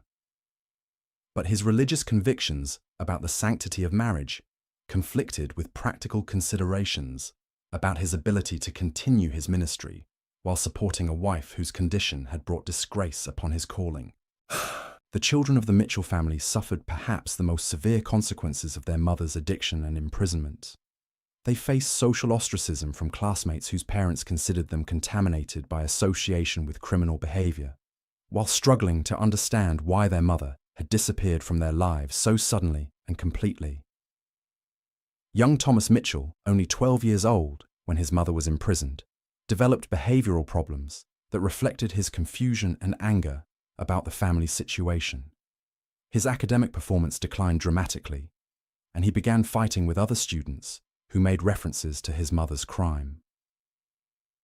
The psychological impact on these children would extend far into their adult lives, shaping their attitudes toward authority, their ability to trust relationships, and their own vulnerability to substance abuse.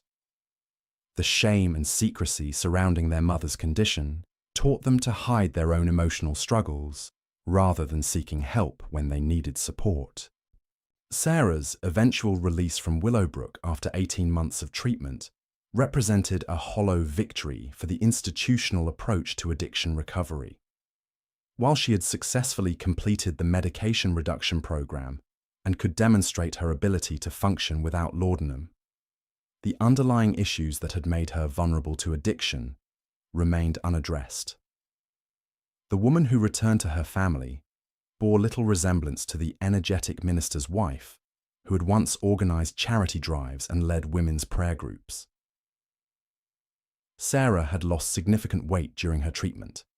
Her hair had become prematurely grey, and she moved with the hesitant gait of someone who had learned to distrust her own physical capabilities.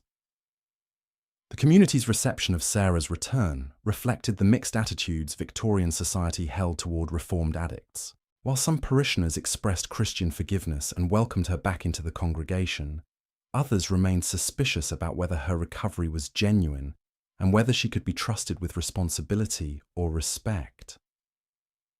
Sarah's attempts to rebuild her life were hampered by the lasting physical effects of her addiction and treatment experience. The prolonged withdrawal had left her with chronic digestive problems, sleep disorders, and episodes of depression that made it difficult to maintain the emotional stability expected of a minister's wife. The financial consequences of Sarah's addiction continued to affect the Mitchell family for years after her recovery.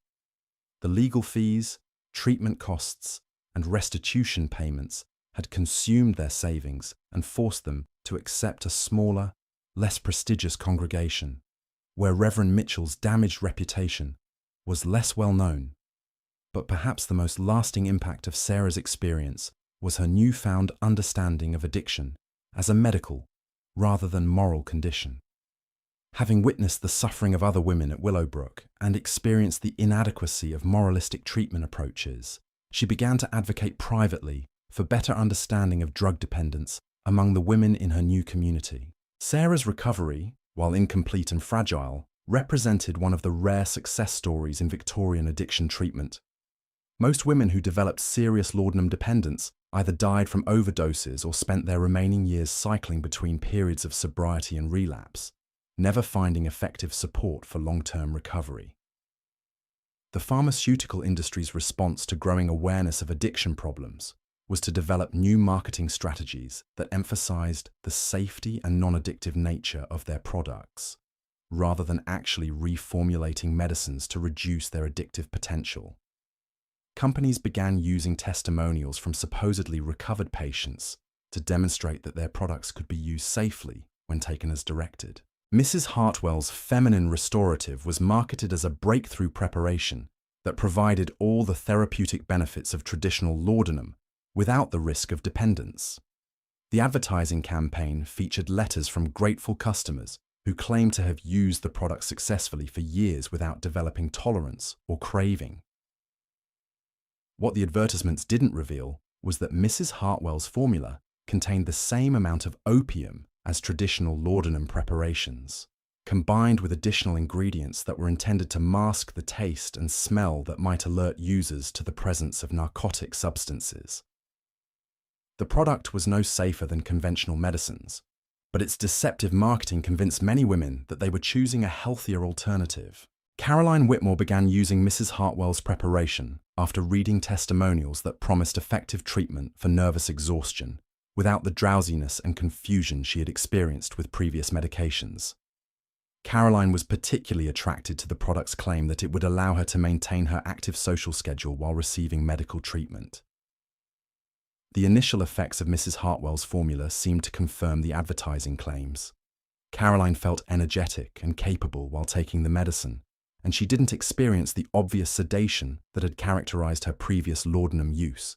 She was able to attend dinner parties and charity events without appearing impaired, leading her to believe that she had finally found a safe and effective treatment.